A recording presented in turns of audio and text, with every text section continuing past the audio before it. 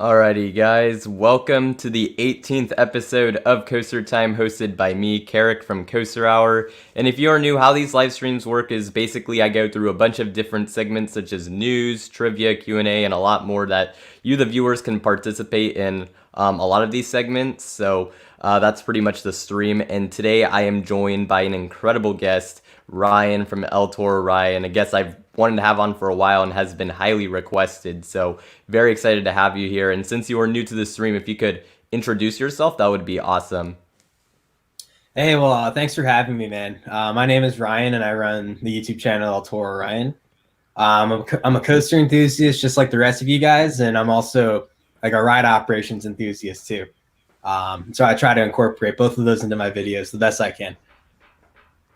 Yeah, awesome. I have all his links to pretty much everything, YouTube, Facebook, all his social medias in the description. So if you haven't checked out some of those things, make sure to when you have the time to do that. And also, I'll just ask right now if the audio is good for you guys. And if it is, we'll move straight into the news. So, and a lot has happened since the last time I did a stream. So it should be some pretty good stuff there. So I'm going to pull that up real quick.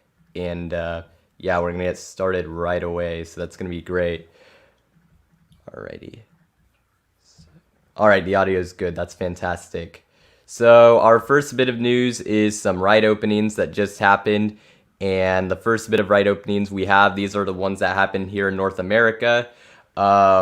Jersey Devil Coaster has opened since I last did a stream. I've heard really good things about it.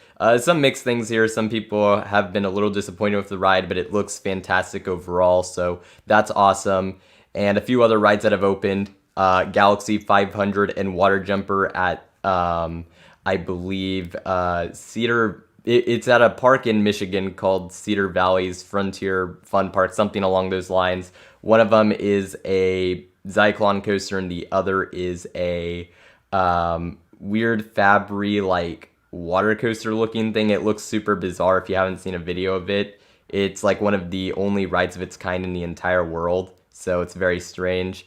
And then also Skyhawk at Fun Spot Orlando has also opened, so some pretty nice ride openings there. Have you gotten the chance to do Jersey Devil yet? Yeah, so I rode Jersey Devil. I've been on it once, and I'm kind of on the side right now where I've kind of got a mixed opinion about it. No, I did ride it when it was running like really slow. That's one thing that's kind of odd about it is it takes a while to warm up. So like once I start testing it in the morning, it'll run really slowly, which is kind of bizarre. Like even if the weather's nice outside.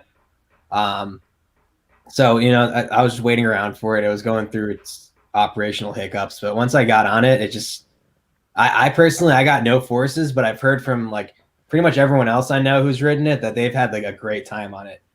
So I just have to get back on it. Yeah, that is interesting.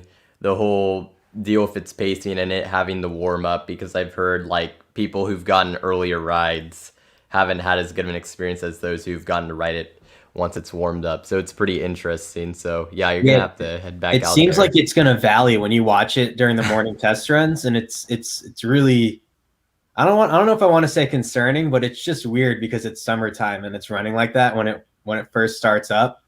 But hopefully, like, you know, as time goes on, it'll get faster. That's pretty funny and surprising to hear, considering it's a Raptor, but it is different. It is different, so kind of expected, I guess. Some international ride openings we have are Gravitrax. This is, I believe, Europe's first SBF Visa hamster wheel coaster. Oh, it's just a spinner, but has the two hamster wheel cars, so it's got two of those. That's in Germany. At Ravensburger Spielland, I believe. I probably butchered that, but that's the name of the park. Also, we have Cars Road Trip at Walt Disney Studios in Paris. That recently reopened. That's an overlay of their old Studios ride. Krampus Expedition at Nigloland in France. That's the park that has Alpina Blitz. That is a mock water coaster that just opened. And then we also have Movie Park Studios, which is an Intamin family launch coaster at Movie Park Germany. So also a lot of international openings there. I recently got the chance to ride one of those hamster wheels. They're actually not too bad. Nice. Yeah, they're like they're a lot smoother than I thought, like the actual hamster wheels themselves. That's good to hear because I was looking at the videos. I'm like, it seems interesting. I'd like to try it. I have no clue how it would ride, so I'm happy to hear a positive experience about it. So, It yeah. beats the figure eight SPFs. Those Yeah, are I would stupid. imagine. Yeah, I mean, those don't really do a whole lot, so I can see that. They're just credits. Yeah. Next bit of news is that Fujiyama, the Fujiyama observation tower, that is what they're calling it. We have an opening date for it. It will be on July 21st. If you don't know what this is an observation tower that has been sandwiched in between the first turn of Fujiyama. And it gives great views of the mountain, the park, and the coaster. And it also serves as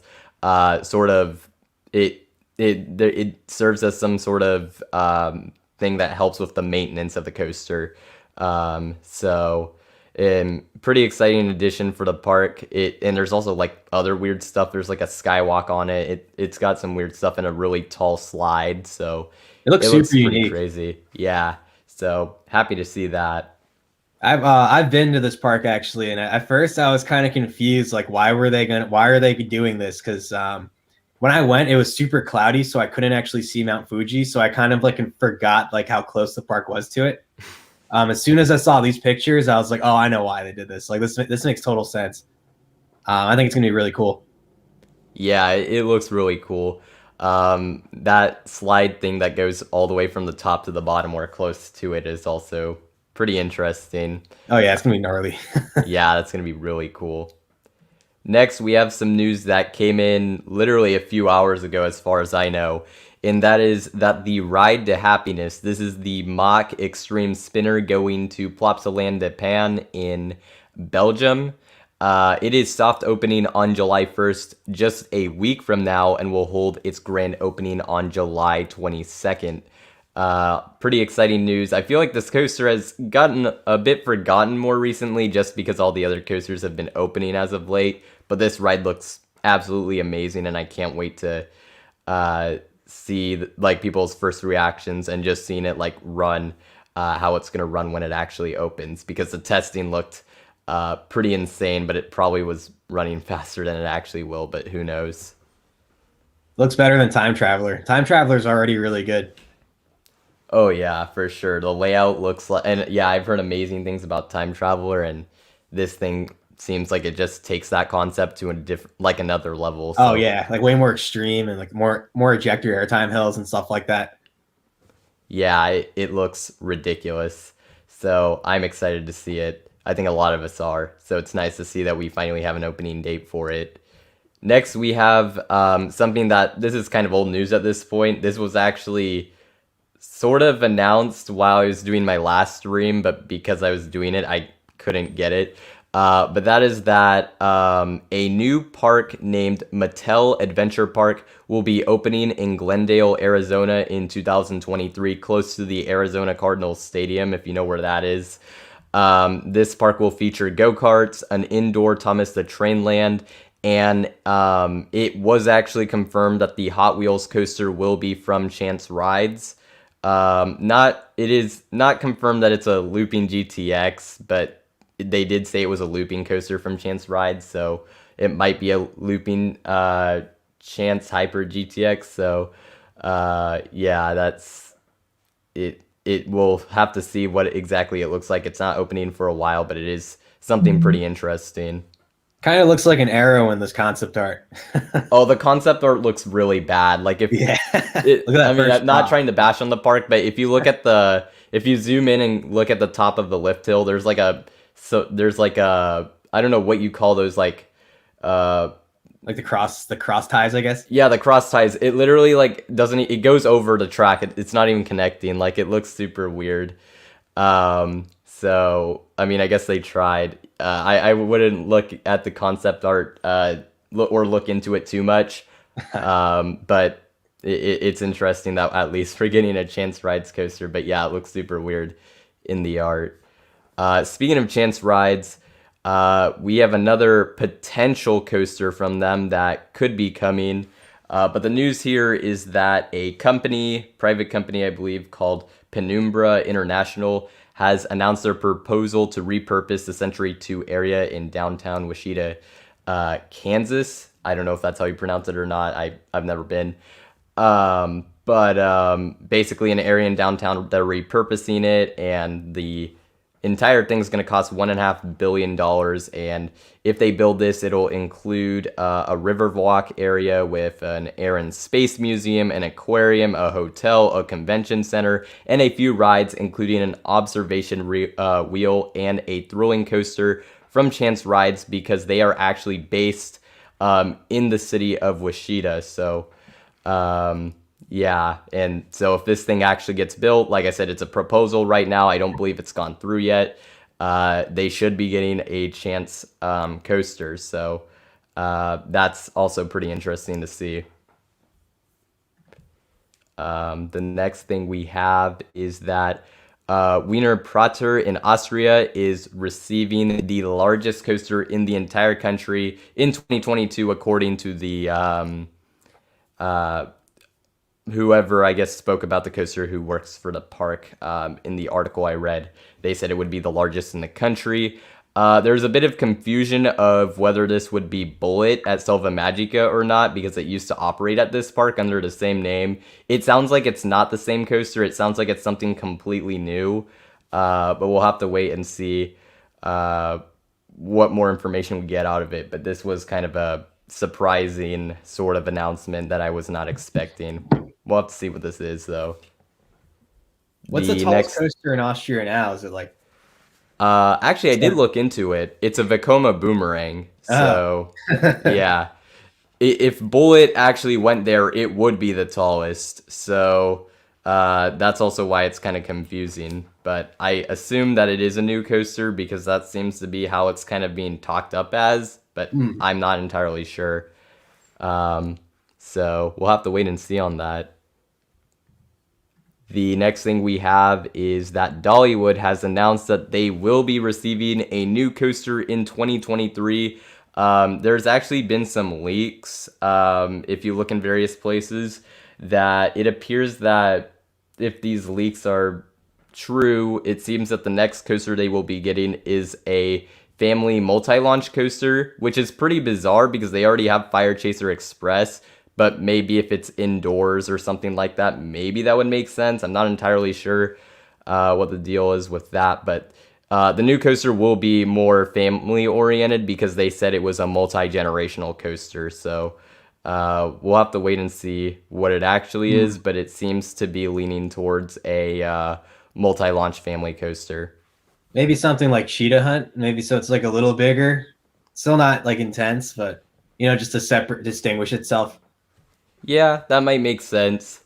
Well, like I said, we'll have to see. I'm kind of like, I thought it was interesting that they would have now multiple of those, but I mean, I think it is kind of rumored that it would be from Intamin, so we'll see what happens. Next, speaking of Intamin, actually, and I'll actually take down the banner so you can see all three layouts. They have announced that, or not announced, they have released videos of their single, double, and triple LSM launch coaster layouts on their website. If you want to, I have links to all the stuff I find in the description, and I have the link to the website there, so if you want to check out those videos. My impressions just from looking at these was that they're trying to appeal to smaller parks, because these are being marketed as very compact. Don't know how they are cost-wise, and also seems kind of like they're kind of competing with the newer Vekoma models. I'm kind of getting that vibe just from looking at them. So it is interesting to see these new layouts. Yeah. They look, I mean, I guess for how compact they are, they look pretty fun. I wasn't blown away by them or anything, but yeah, it was interesting to see what they looked like. So that's pretty cool. Let's see the next thing we have. The next thing we have is that Zamperla actually also announced their new model, the Double Heart Lightning, which is similar to the Premier Skyrocket 2 and now the Intamin Vertical LSM coaster. It's kind of like their take on it. So we have that, and they also announced that their Thunderbolt trains have been discontinued. So the one, and even though the trains have been discontinued, the layouts for the Thunderbolt coaster model are just being continued with their new Lightning model, which has the new trains.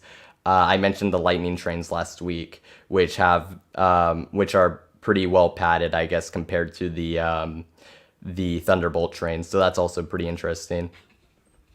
And the other weird thing was that the Double Heart Lightning, they have a 70 foot tall model or version of it, which is 229 feet tall. That was also pretty crazy. So I think they're trying to like pass it off as like a really portable or like small footprint hypercoaster. I think so. I think that has to be it. They have a 70 and a 50 version, and I don't know what the 50 meters equates to in feet, but yeah, it's pretty crazy stuff. Next, Maybe Six Flags will pick one up. Yeah, yeah, Six Flags. I wouldn't be surprised at all. That'd be pretty cool to see. Next, we have Fårup Sommerland's big announcement. This is a park in Denmark. They have announced Fønix is what the word translates to, so I'm going to call it that, which is a new for 2022 Vekoma Wildcat, I guess is what they're calling the model. And it's kind of similar to Lek Coaster at Legendia in Poland, but this one is more focused on airtime, and it has the world's first, what they're calling the world's first stall loop, which kind of looks like an inverted top hat, so that's pretty interesting. 14 airtime moments, and they're marketing it as the king of airtime in Denmark, so it looks pretty sick just from the POV and video. I'm super excited to see more of this ride. Yeah, it looks solid. Yeah. It looks really good. Next, we have this. I was not expecting to hear about this, but it happened. The first ever Peppa Pig resort is coming to Sichuan, China in 2024. It will feature a Peppa Pig hotel, a Peppa Pig theme park, and a sea life aquarium. I thought a theme park was already too much, but now we're getting an entire resort, so I guess I don't know what to even think of this, but I guess Merlin's just doing some new things, so I guess whatever. But yeah. The next thing we have is Fun Spot Atlanta. The RMC has been revealed to be an iBox coaster, and there was actually a leak a few hours ago. It looks like the coaster will be of a larger scale than anticipated. It doesn't look like it's going to be a family hybrid. It seems like it could be something closer to actually, say, like Goliath or Zadra, which is pretty crazy. I'm shocked. Yeah, I mean, when people were saying it was going to be huge, I kind of thought they were over exaggerating, but like it looks like it's the real deal. So oh yeah, that was really surprising to see.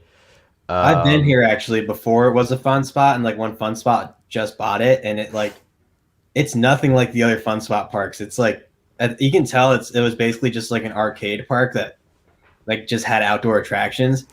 But I guess they really want to go all out here, so yeah, props to them. That's crazy, and it's hard to believe that Atlanta's gonna have two RMCs and the Fun Spot is gonna have the larger RMC, yeah, most right. likely compared to Six Flags over Georgia. So. Oh yeah, for real. And that's a good thing too, because they're gonna be two completely different rides, so it's not like they're gonna be redundant. So that's good. Next thing we have is that Parc Asterix in France has announced that Tonnerre des Zeus will be getting a major renovation next year from Gravity Group. It's kind of similar with what GCI did with Ghost Rider at Knott's Berry Farm. The coaster will be receiving some new elements, including this 90-degree turn thing they're advertising, which people confused with it being like an actual 90-degree drop, but that's not what it was. And a few other things. They're also getting new Timberliner trains, a backward-facing back car, and some new special effects. And the ride will also be renamed Tonnerre Dozeus, which is basically Tonnerre to Zeus in French. So yeah, pretty crazy stuff. I've heard some good things about this coaster, but in recent years, I guess it's gotten rougher. I know they tried to retrack it, but I don't know what. I guess they Yeah, I just think decided it's to been go with this. reprofiled too. Actually, some of the turnarounds have been changed. Yeah, it's pretty. There's some crazy. videos that show you like between like one year to the next, and I think Gravity Group did it. So I Yeah, guess they're just Gravity gonna Group, keep I believe, working on did it.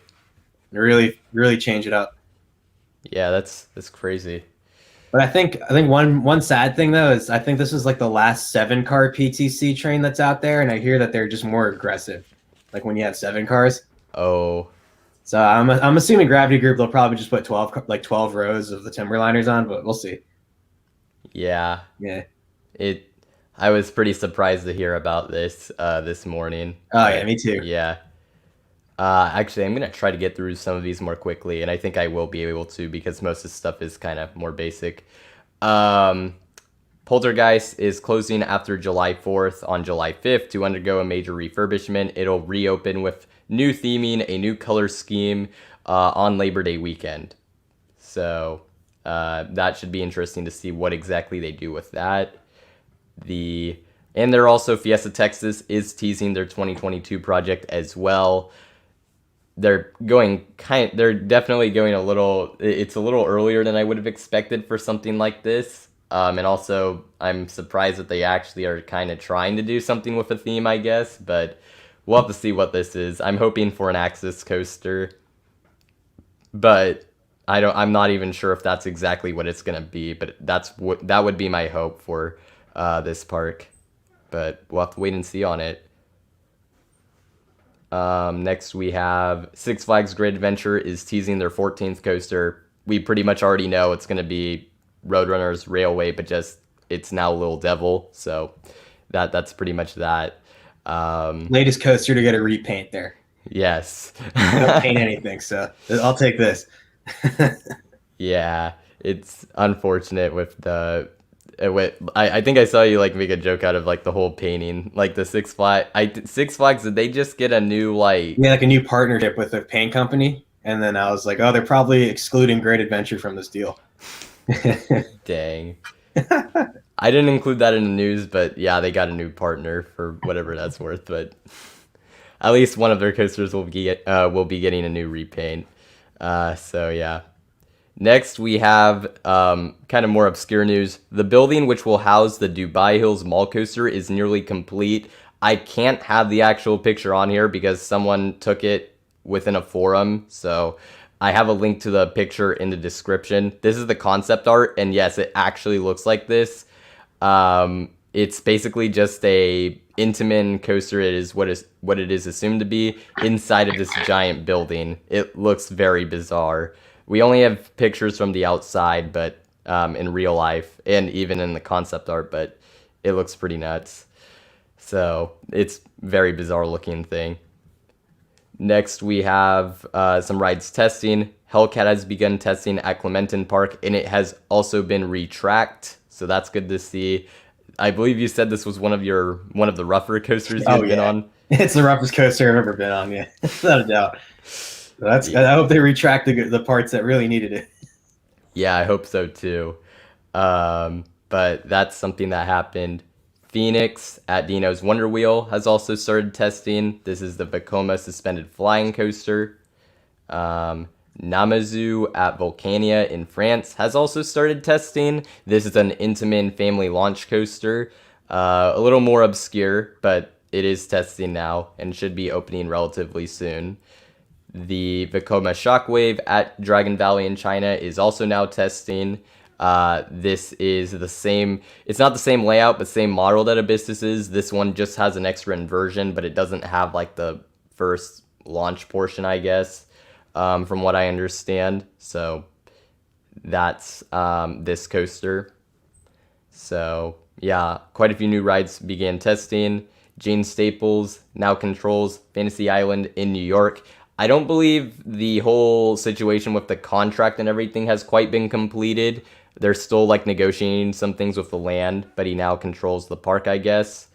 So that's good because obviously they have Silver Comet, so that'll be nice. Have you ridden Silver Comet by chance or no? I have, yeah. It's really good. That's good. Another awesome CCI. And it's gonna be saved, so that's some pretty good stuff there. Yeah, I'm happy about that.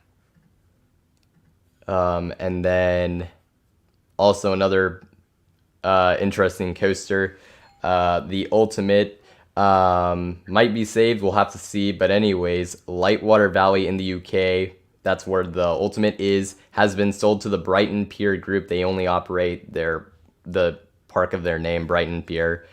I don't know if this is a good or bad thing. I've heard mixed things about it, but hopefully this will be better than what they've been dealing with for the past few years, because I don't believe the Ultimate has operated since at least 2019. It might even be before that at this point, but That's sad. it's been going through some rough times.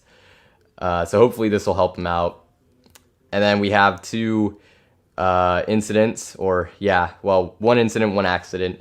Harley Quinn's Spinsanity at Six Flags America. I'm sure quite a few of you have seen the video. It had this weird, scary looking incident where one of the four main supports was wobbling like crazy. I believe the reason has been updated. I don't know exactly what they said it was. I believe they had said it had to do something with the sensors. I'm not entirely sure what happened. I believe it still remained closed, but that's pretty much that. By any chance, do you know anything more about this incident? Just heard that somehow the ride's motor was still running, and I guess it just put all that stress down that one support column. But I'm not even sure if that's true. But if so, then the ride op should have pressed the e-stop. Yeah. That would have helped a lot. Yeah. So that's interesting there. And then Shivering Timbers had two trains that bumped into each other. I couldn't get the picture on here because someone took it, and it wasn't from the actual park itself. I have a link to the picture in the description. But yeah, they had two trains bump into each other, and that's why it's been closed recently, I guess. So yeah, that makes me so mad. I'm pretty sure it was operator error. Like they just manually released the train from the brake run, and it's just so stupid. Yeah. Like when I heard it was closed for this reason, I'm just like kind of like, really? so bad. Yeah. Michigan's adventure. Yeah, man, it's getting worse and worse for them. Yikes. But that's pretty much all the news. Quite a bit to go through with that. And then with that being said, we'll move on to the first Q&A, which will lead into the quiz. I have the quiz link in the chat and in the description, and I have the code up here. So make sure to get in there. And for right now, you guys can start asking us any questions you have. And yeah, we'll figure that out. We'll go figure it out from there. Let's see. They need to have a block section PowerPoint presentation for Shivering Timbers. I just saw that. I'm gonna put a video out actually on Shivering Timbers soon, just like a review video. But I'll put the blocks in there. Yeah, I kind of figured because I saw your community post. I'm like, yeah. Just trying to find a ride up. Oh, recurring question. Have you ever been stung by a bee on a coaster? No. Well, I know they used to be beehives on El Toro, but I never got stung, luckily. Nice. We've had some people who have been somehow, which is pretty surprising. But yeah. And I mentioned before I have not, so yeah. Let's see what's next. How was the trip? How was the trip you took? Well, it was awesome. Super long. It was like 10 days. And I got to go to a lot of parks I haven't been to yet. Like Michigan's Adventure, even Bay Beach in Wisconsin. Zip and Pippin's awesome too, by the way. Like Mount Olympus, Adventureland. It was really good, really good. I went with Uncle Nate and McLovin, two awesome dudes. So it was easy getting around, easy vibes, and yeah, it was great. Yeah, it sounds like it was good, and you got some new credits in there, so that's pretty nice. Um, someone asked what's a block zone. Oh, you gotta ask me in the past, but in one of my older videos, and then I'll tell you. Yeah. Like, look up one of those problematic coaster videos. Have you ever gotten sick on a coaster? Only yeah, actually, I threw up once after believe it or not, a wild mouse Oh no. at Canada's Wonderland. But I was like, Fly? this is a long time ago. This is like 2017. I was like really hydrated, so we left the park. They closed it. You know, like they do for their haunt event. They close it at like 5 and then reopen at 7. So in that time period, me, Peter, and Dan, we got really hydrated. If you watch the coaster rated videos, you know what I mean. And then when we came back in, like I was just gone. So when I got on the wild mouse, it was just too much. Dang, that's a wild mouse did it. Yeah, of all things. Man, that's pretty crazy. Let's see. Ooh, this might be something we go back to a little bit later, but I'll just bring it up in case. But yeah, actually, we'll see. But anyways, so Zach from Theme Park Guide Productions, he's about to be a write-up at Walt Disney World, and he was asking what's your favorite part about being a write-up? For me, I guess there were two things. One was like trying to hit capacity goals. So I used to come to work every day at like El Toro and be like, I want to do 30 trains an hour every hour and like over 1,000 riders every hour. And that would just make me really happy. And then the other thing was just like connecting with like the rest of your team and the people you work with. So you make a lot of lifelong friends. There's a lot of cool people to meet. Like I see Chris McRae is in here. He's Dave Grohl in the Coaster Idiot videos. And he's like one of my best friends. And so, yeah, I met him through working at Six Flags. So it's just stuff like that, you know, it's awesome. And I hope you enjoy your time at Walt Disney World. Yeah, that's awesome. I mean, yeah, I guess you guys like having to try to hit like your capacity goals and everything. You got to work together, so you got to. Oh yeah, it's like a whole team exercise. It's yeah, fun. That's great. Let's see. Your thoughts on Zip and Pippin? Oh, it was good. It was good. It's better in the front seats though. It's not really like a backseat ride or one you can ride in the middle. So it's kind of one of those rides you have to be in like a specific spot. It's got some good floater like on the outward part. That death hill that Chris talks about in his video, like Airtime Thrills, he wasn't kidding. Like when the ride's warmed up, like it is a sudden jolt of ejector airtime that just like sends you to the moon. Like it's crazy. Like just compared to the rest of the ride, it's just randomly like super intense, and then it's a fun time, and it's only $1 a ride too. So I totally recommend it. Yeah, he said he just wrote it yesterday, so that's nice. Airtime Productions just did. That's cool. Have either of us valleyed on a coaster? I have not. I've gotten rollbacks, but I'm no valleys. That's something I really want. Yeah, I don't think that my Space Mountain thing that happened is considered a valley, because that, I don't know how you consider that, but when I was in it and we got stuck in the block zones and then they had to push our train down, I don't know if that counts or not. I don't think it really does, because I don't know how that is considered.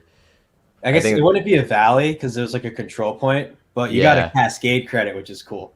Yeah, so like, yeah, that's for, and then you got pushed out. That's awesome. Yeah, that was a few weeks ago at Disneyland. Let's see. Someone's asking me, where are the kids? Someone is. Yeah, I'm probably pretty behind on the chat. I'm trying to keep up with it. Yeah, the kids, I haven't seen them in years. I don't know. Mike's been taking care of them for me and sending them child support. I'm kind of a deadbeat. That's all based on like this one specific Coaster Idiots video from like 2018 that Mike did at Darien Lake. I need to watch more of those. I'm not too into vlogs usually, but I like yours, so the Coaster Idiots series. Yeah, I try to make them as stupid as I can. What is the #1 coaster on your bucket list? Yeah, that's hard. That's tough to say. I think like overall, probably DC Rivals coaster at Australia. That's a good pick. Specifically for that back car, and it looks so intense. Like Mock just went nuts with that ride. Yeah, DC Rivals. That one's up there for me. I haven't done a Janica yet, so that's my number one. Or Dynacon, whatever. It doesn't Oh matter yeah, that much to me. that's solid. That's totally solid. Yeah. Let's. It automatically scrolled down on me, so See, that it. someone's asking me how much did it cost to buy all of my subs. Like $40. Yes, they were really good Groupons.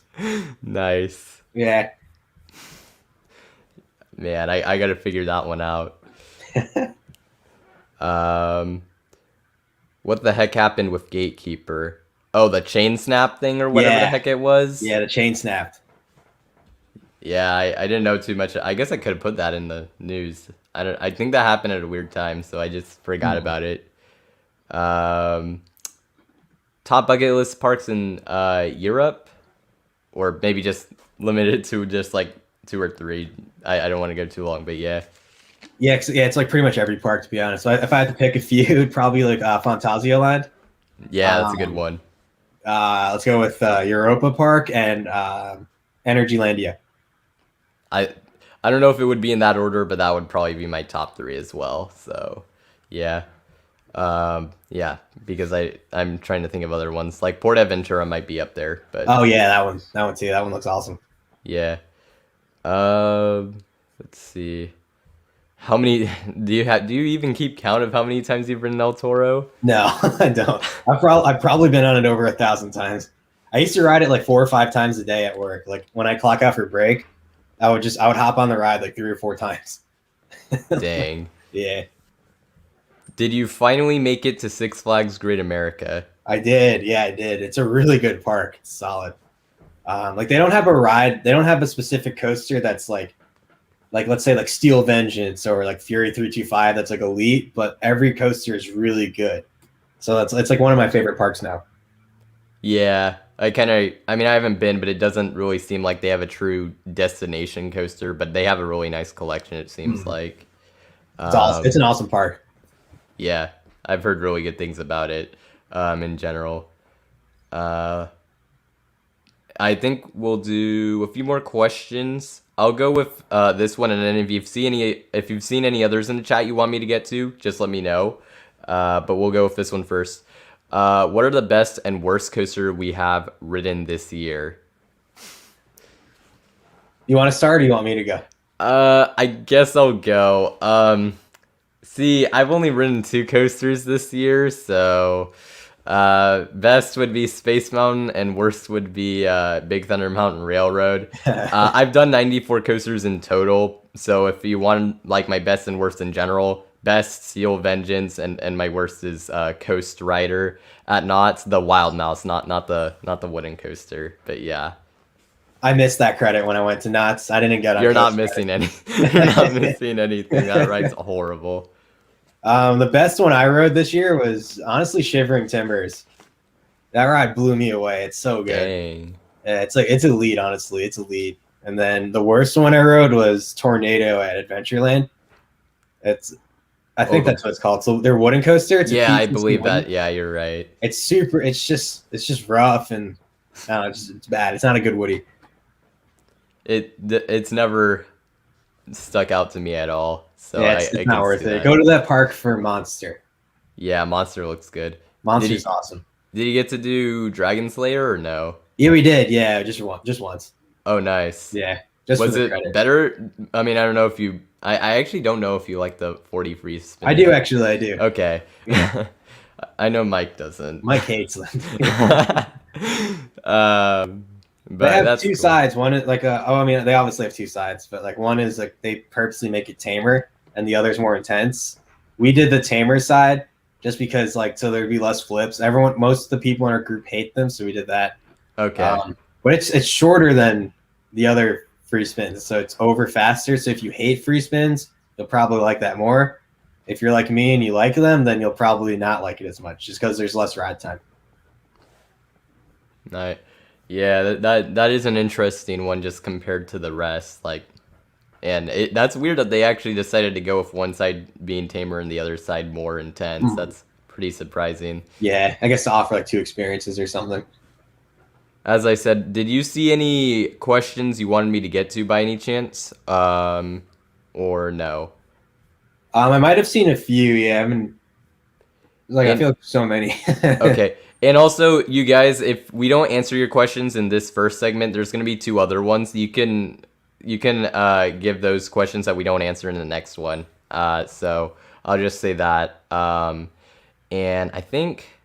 I know we have quite a bit, but I do want to get to the quiz, so I might just wrap it up here, and then we'll get back to them Sure. to the questions in a little bit. But yeah, I'm gonna be starting the quiz. If you haven't gone on yet, you can still do it. I have the website and the code in the chat.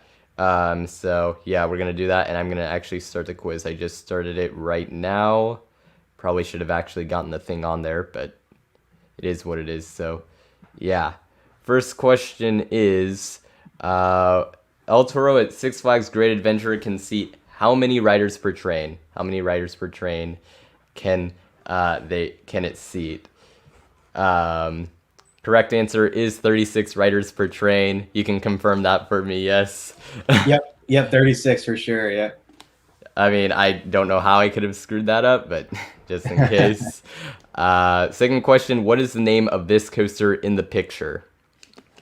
That is the second question. Are you doing the quiz, Ryan, or no? Yeah, I just jumped on, so I'm on the same question. All right, nice. And the answer to this one is actually New Mexico Rattler. That is the one in the picture. Hopefully, I know the park it's at has been struggling a little bit, so hopefully it's still able to, that they're able to get what they need to keep operating. Apparently that ride's awesome. Yeah, I've heard really Yeah, good it's real things good. about it. Next question is, Great Bear at Hershey Park has how many inversions? And the correct answer is four inversions. Yes, that is the correct answer. It has a vertical loop, an Immelman, a zero-G roll, and a corkscrew.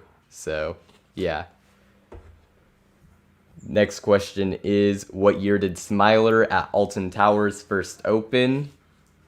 This is, of course, the Infinity Coaster with the most inversions, but I imagine most of you knew that. So, and an interesting looking coaster. What do you say? I want to ride it so bad. Yeah, it seems super interesting. Yeah, it first opened in 2013.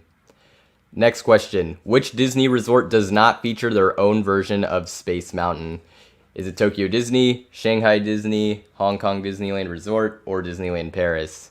Which resort does not feature their own version of Space Mountain? Not necessarily park, because... and the correct answer is Shanghai Disney. They don't have a Space Mountain of any sort, but they do have Tron Light Cycle Power Run, so that looks pretty cool. And Magic Kingdom's gonna get it, so that's pretty cool. Next question is, Fønix at Knoebels was originally at which park? Was it at Venice Park, Playland Park, Crystal Beach, or Bell's Amusement Park? And this one, correct answer is Playland Park. Venice Park was actually the one where Giant Skyrocket was, if anyone's heard of that coaster. It looked insane, and Crystal Beach was Crystal Beach Cyclone, and Bell's Amusement Park was just some random park I found that was old, so I put it in. Next question is, which coaster is faster, Manta at SeaWorld Orlando or Copperhead Strike? I believe I have two of these faster questions in here. Hopefully I didn't.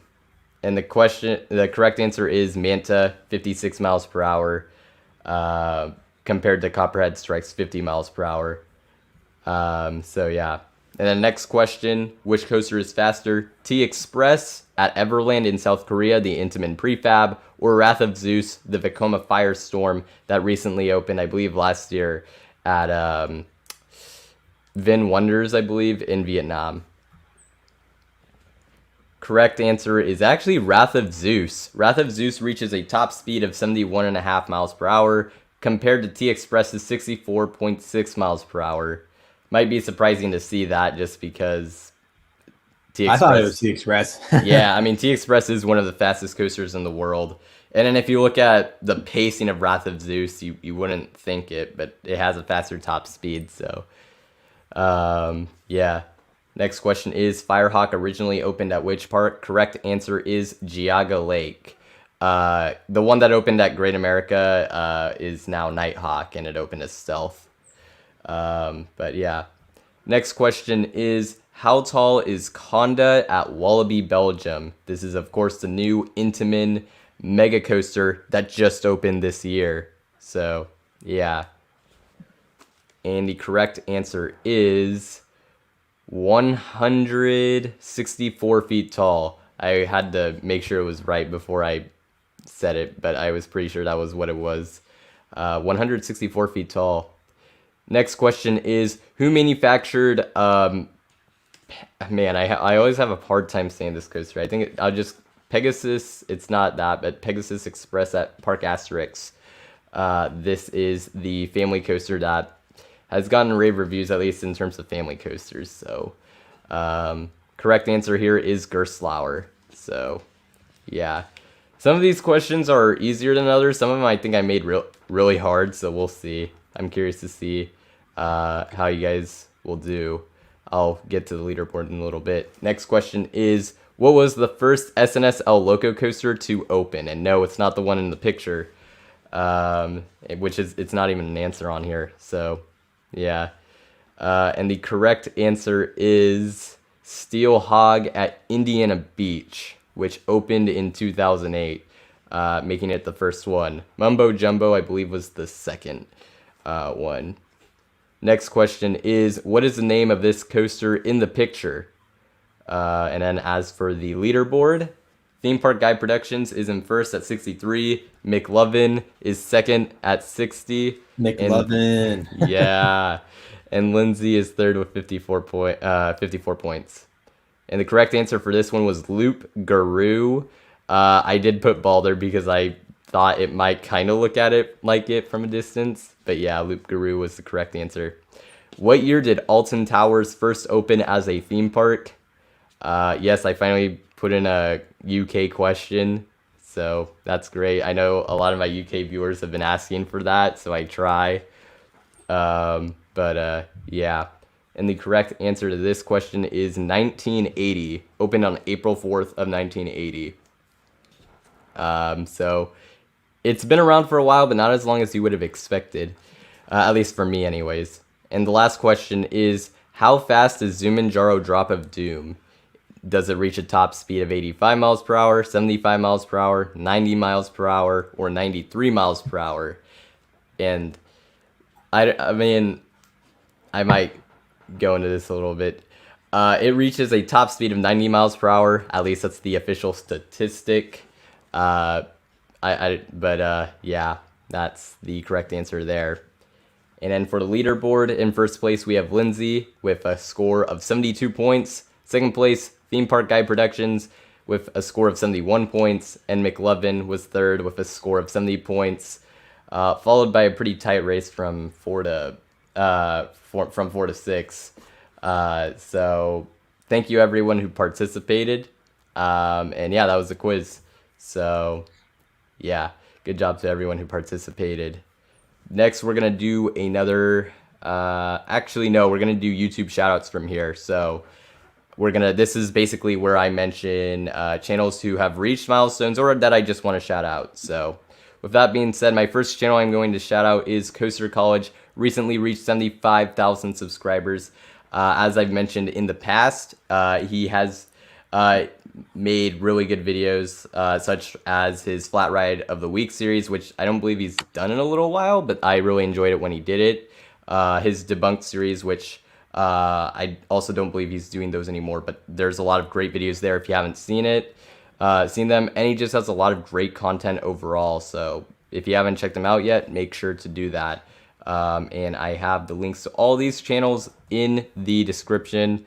Actually, now that I mentioned that, I actually don't. I'm going to have to update that after the stream. There are some new ones that I didn't put in that I'll have to update. But yeah, Coaster College reached 75,000 subs. Great channel. Great channel. Yeah. Yeah, they got some really good stuff. Next, we have Coastunes, who has reached 9,000 subs. Very fast growing channel, and a previous guest on the Coaster Time live stream. So, yeah, he's got some great stuff, and his content is I would say, maybe like more kind of fun, maybe less serious. So, if you want to watch something that's more entertaining, It's super entertaining. yeah, make sure to check out Coastunes. He's got a lot of good videos, especially for a channel that's so new.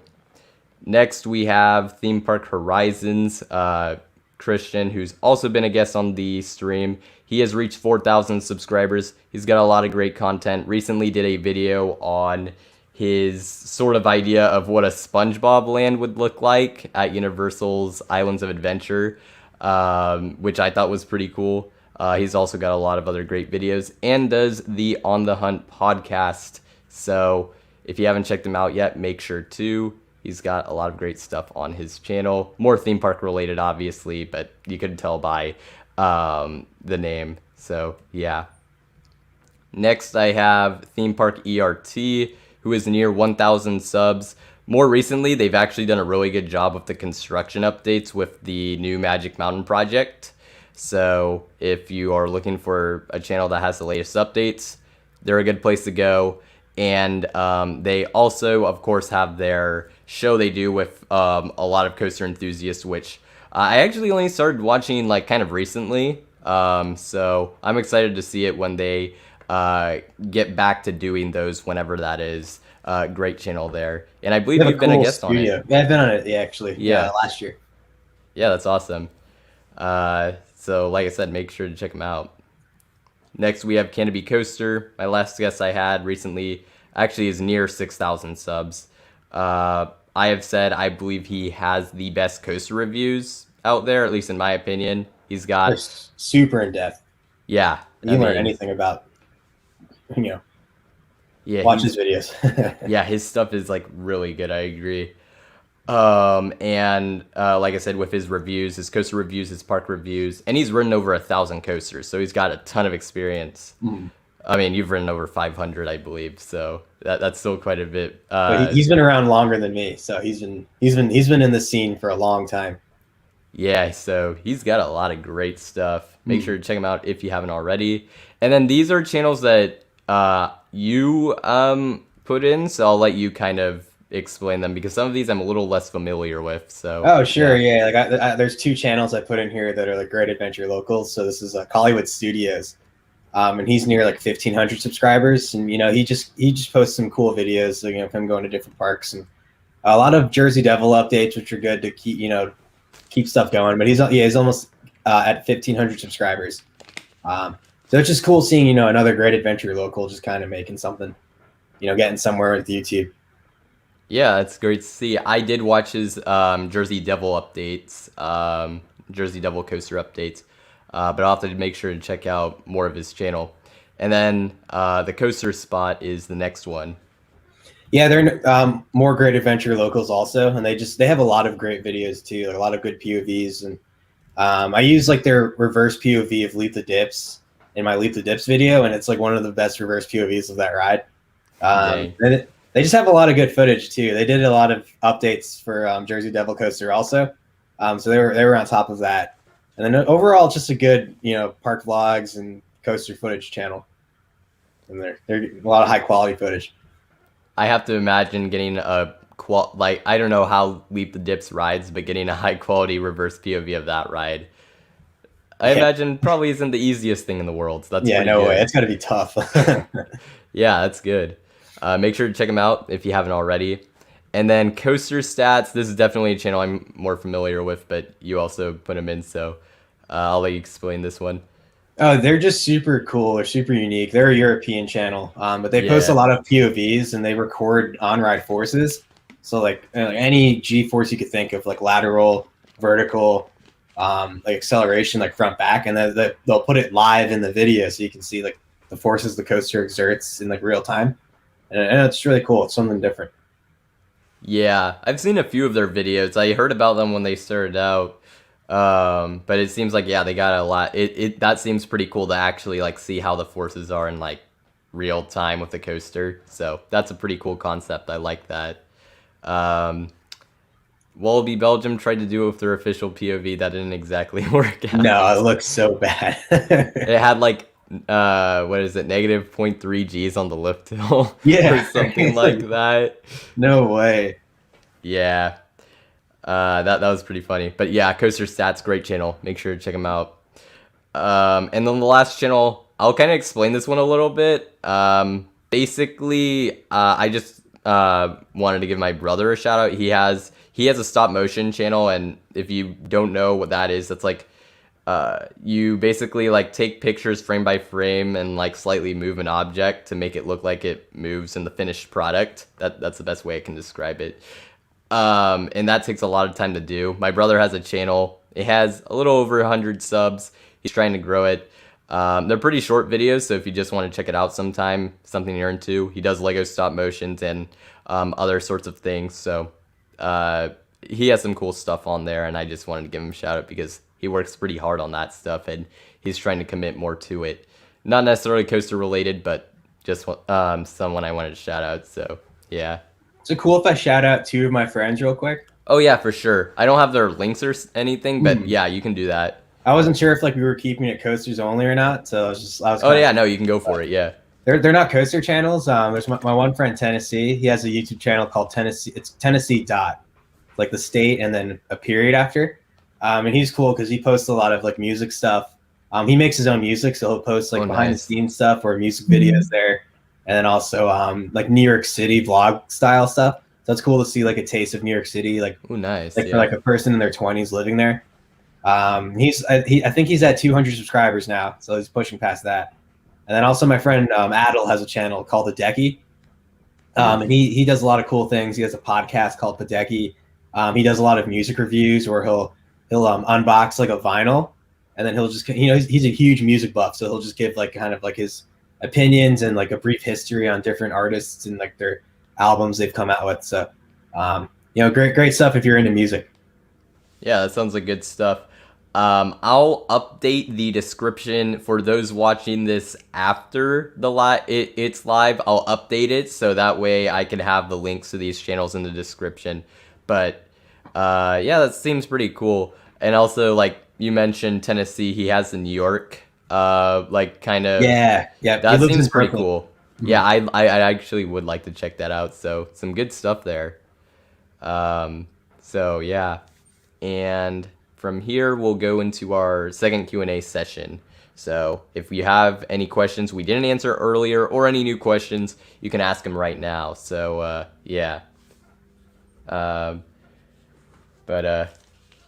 those are a lot of channels we shouted out. Oh yeah, they're pretty good. And then some of the ones I haven't gotten into yet, I'm definitely gonna have to check them out.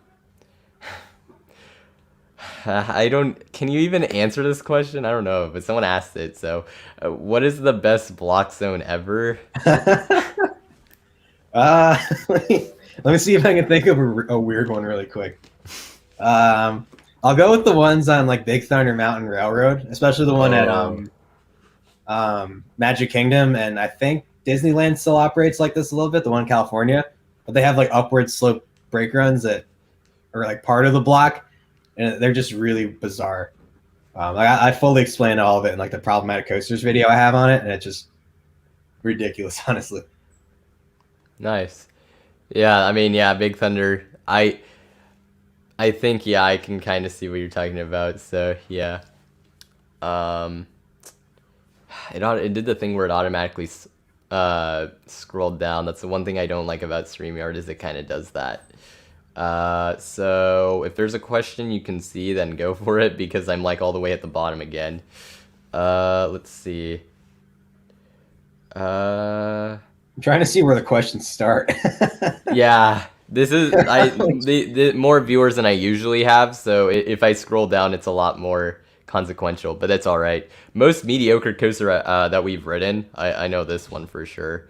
Grizzly at California's Great America. I mean, I guess you could even call it bad, but it doesn't do anything that's that horrible per se. It's, I mean, I guess the pacing is insanely, it just doesn't really do anything. It like pretty No, much does yeah. it doesn't do anything, and it's just slightly shaky. It's not even rough. It's just a little shaky. So I agree with you on that one. All right, I'd add in Hoosier Hurricane at Indiana Beach. It's yeah, smooth, but it just doesn't do anything. So, but it's a good ride still. It's like an early CCI. yeah. I would not say the same for Grizzly. I do not like it just because it's like, how can a ride even be like this? This is the most random. My seventh Favorite coaster. I I think mine's shoot. I do believe mine is Dragster. I do believe mine's top. Oh, that's a good one. That's a good one. I think in my top 25 video, at least, it was Superman Ultimo Escape at Six Flags Mexico. Nice. But honestly, it could be like Shivering Timbers now or something like that. I honestly have no idea, really.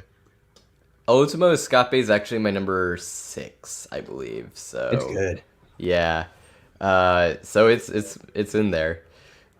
Let's see. Can you shame Carowinds for running 2 trains on Fury? Oh, sure, yeah. Shame on you, Carowinds. Shame on you. Park president of Carowinds, if you're watching this, shame on you. Hey, I don't know. They definitely should be running 3 if it's crowded. I'm gonna be at Carowinds in a few weeks, so maybe I'll put that in the video. Like I'll shame them. Hopefully things are doing better so that doesn't happen, but it'd be funny if it did just for that reason. I see your video's frozen. I don't know if I'm frozen right now. Or really? Yeah. On my end, it looks good. Guys, say in the chat if like anyone's frozen. I'm not seeing anything yet, so because I have 2 chats to look at, so I think we're good, but we'll see. That might just be something on your end because my thing. Okay, it looks good right now. Yeah, people are saying it's fine. So yeah. If you don't mind saying, what town did you grow up in? I grew up in Aberdeen, New Jersey, in Monmouth County. Yeah. Wow. I don't know where exactly that is geographically. I'll try to picture it with like amusement parks. Yeah, that'll work. If you take Great Adventure, which is kind of like smack in the middle of New Jersey, you just like drive like 20 miles north of it. Okay. Yeah. Or if you look at a map of Jersey, like there's it kind of juts out at the coast, and then I like basically in that corner. Okay. All right, that's nice. I guess I'll just say mine because there's a lot of new viewers. I actually live in Fresno, California. That's literally right in between Los Angeles and San Francisco. Like they're pretty much almost exactly the same distance from each other, or pretty close. So because of that, I don't really have a park that's super close to me. Magic Mountain and Great America are both 2.5 hours from me. So yeah, and those are my home parks, I guess. So yeah. Let's see. Why did you dye your hair blonde? I believe you explained that in a video, I think, or something like that, right? Yeah, like I went to Los Angeles in May actually with some of my friends. 2 of them I mentioned earlier, Tennessee and Adel, and then Bima the antagonist, and then my friend Full and Jimmy. Jimmy lives out there. They all wanted to bleach their hair, and like at first I wasn't going to. I was like, nah, no way. And then as I saw them doing it, and like how I was seeing how cool it was coming out, I was kind of like, all right, screw this, I'm gonna do it too. So I used like the leftover bleach from their kits, and I put it in mine. So yeah, it's just kind of like a spur of the moment thing. Nice. I actually liked it. Like when it like first came out, I was like, oh thanks. Yeah, that probably have it another few weeks. It's already growing back in, like my black hair. So I'm I see that. Eventually. That's like the only thing is like it seems like after a while it'd be kind of awkward when it just kind of is like a blend. Yeah, so you get to like keep grooming it or something. So I'm just gonna get rid of it. Let's see. I want to try to. I know that some people I've answered certain people's questions. I want to try to do it by who we haven't. Okay. Have you watched any anime? Probably more. This is a question more towards you. Nah, not really. Actually, I mean, if you count like Pokemon or like Avatar, I guess I watched those growing up, but not like I'm not like a diehard anime fan. But I've just never really tried it. So people keep telling me to try it, so I'm probably gonna try it one of these days. I have plenty of friends who do watch. They do watch anime. I myself have never really gotten into it. The only one I've seen any like substantial bit of was One Punch Man. My brother watched it, so I watched some of the episodes with him. But other than that, I haven't really seen it. I've seen One Punch Man actually. Okay, well, funny. yeah. So yeah, there you go. There's one. Sort of, I guess. Um, It's more like of a meme than anything. yeah, that's kind of the thing. So I was kind of debating, but yeah, I have seen Last Airbender, but that's not a that doesn't really count. But for whatever that's worth. Oh, and Teen Titans, the early 2000s show, not the new Teen Titans. Oh, the one on newer. Cartoon Network. Yeah, I Yeah, watched I've that. seen that one too. It, Yeah, it's I used to watch that. it's not an anime, but it has a bit of the Like the style, I yeah, guess. like that style. Yeah. They like kind of mixed it with something else. Mm. Let's see. Next question. What's your thoughts on Darien Lake and Ride of Steel from Western New York Coasters? Darien Lake. I've been there twice. I feel like it could be a really good park if like it was invested more heavily. Because there's already a lot of good stuff going on, but like the one train operation is just like really like bothers me. And then I actually love Ride of Steel. I think it's really cool. The last time I rode it, it was really smooth. So I guess that sucks. It's rough this year. I've always had good rides on it, and I prefer it way more to the Six Flags America version. And honestly, most of the time, the New England one too, just because I hate the lap bars on the New England one. Yeah, because of the U bricks or whatever Yeah, they're the called. bricks just kind of like throw it off. But I mean, the New England one has the best layout. But Ride of Steel, I think it's awesome. And I hope good. Six Flags gives you guys 2 trains in your ride soon. That'd be nice. Yeah. I'm surprised to hear that it's been rough. I mean, I guess I haven't ridden an Intamin mega coaster, so I don't know how that would be like if it was, but that's interesting. Oh boy.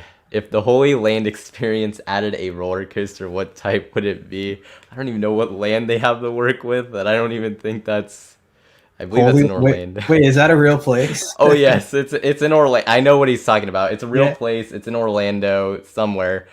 I thought it closed, so I'm kind of confused. But I don't even know. Like I legit don't know. Maybe they'll get the polar coaster.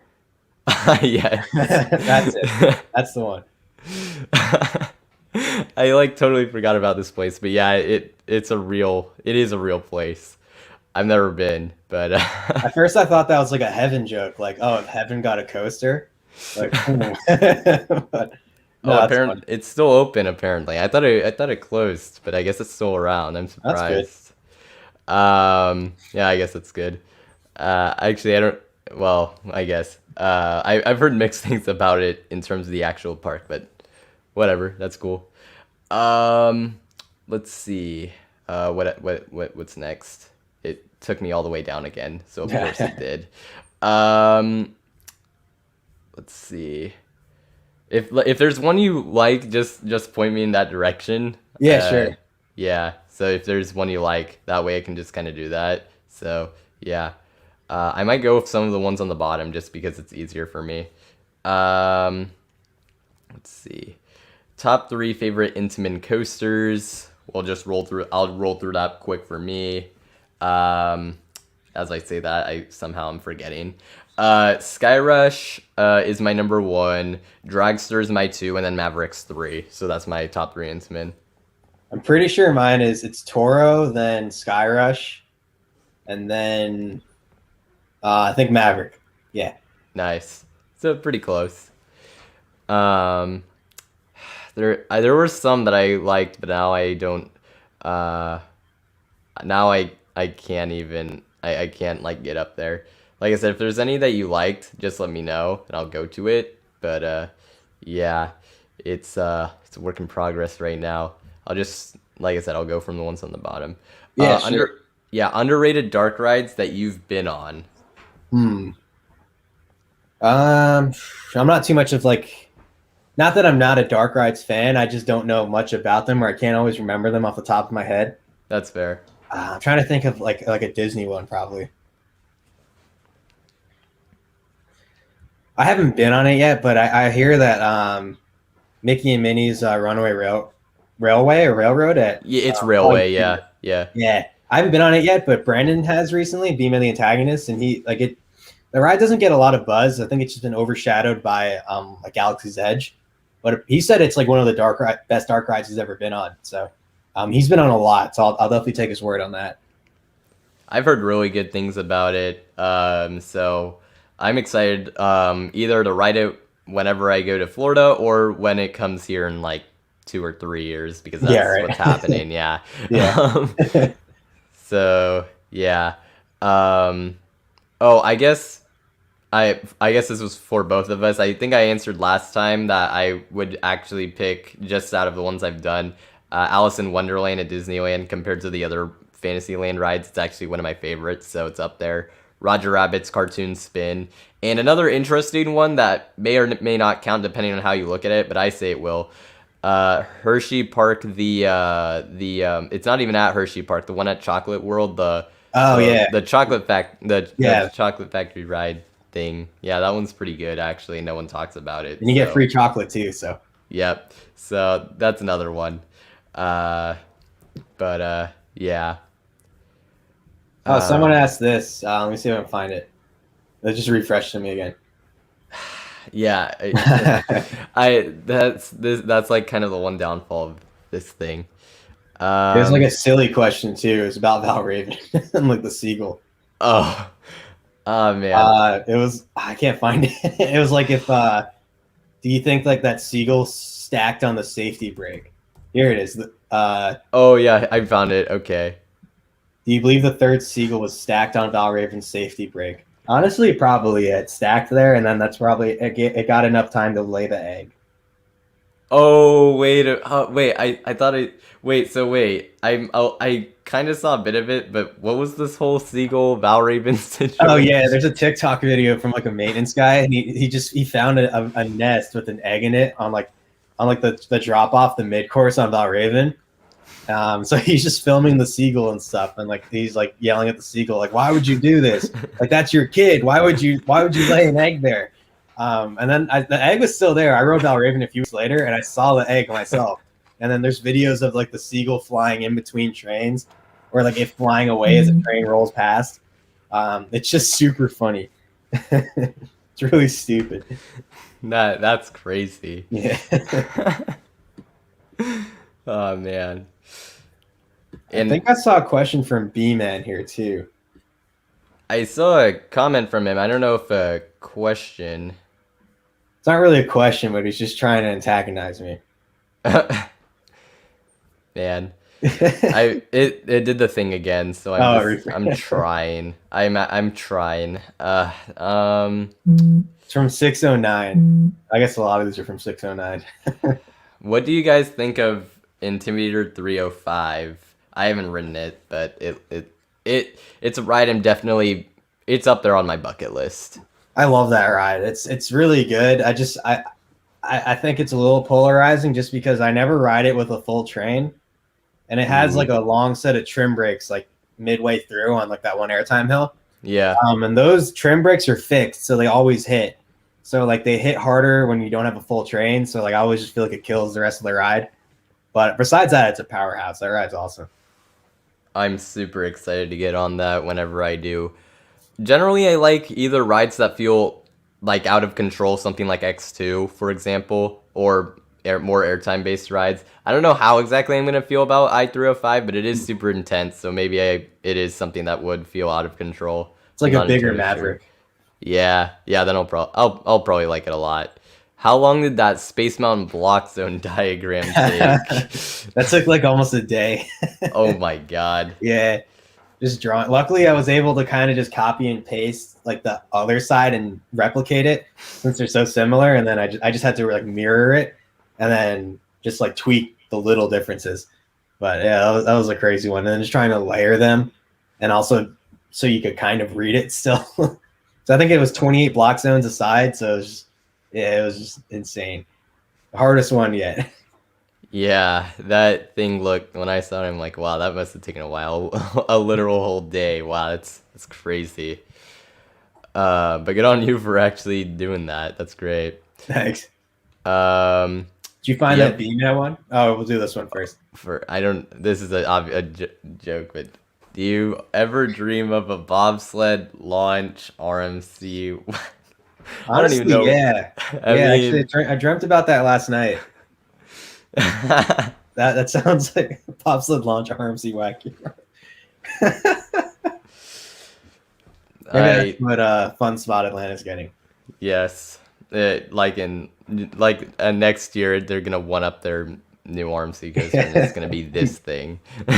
It's gonna be out of this world. Yeah, that would be crazy. Okay. The question was why you don't pay the coaster idiots. I just found it. Oh, that antagonist, man. That antagonist. Honestly, the coaster idiot videos don't make any money. They don't really make that much. The problematic coaster videos, those make some, but like the coaster idiot videos, nah. Yeah, I could see that.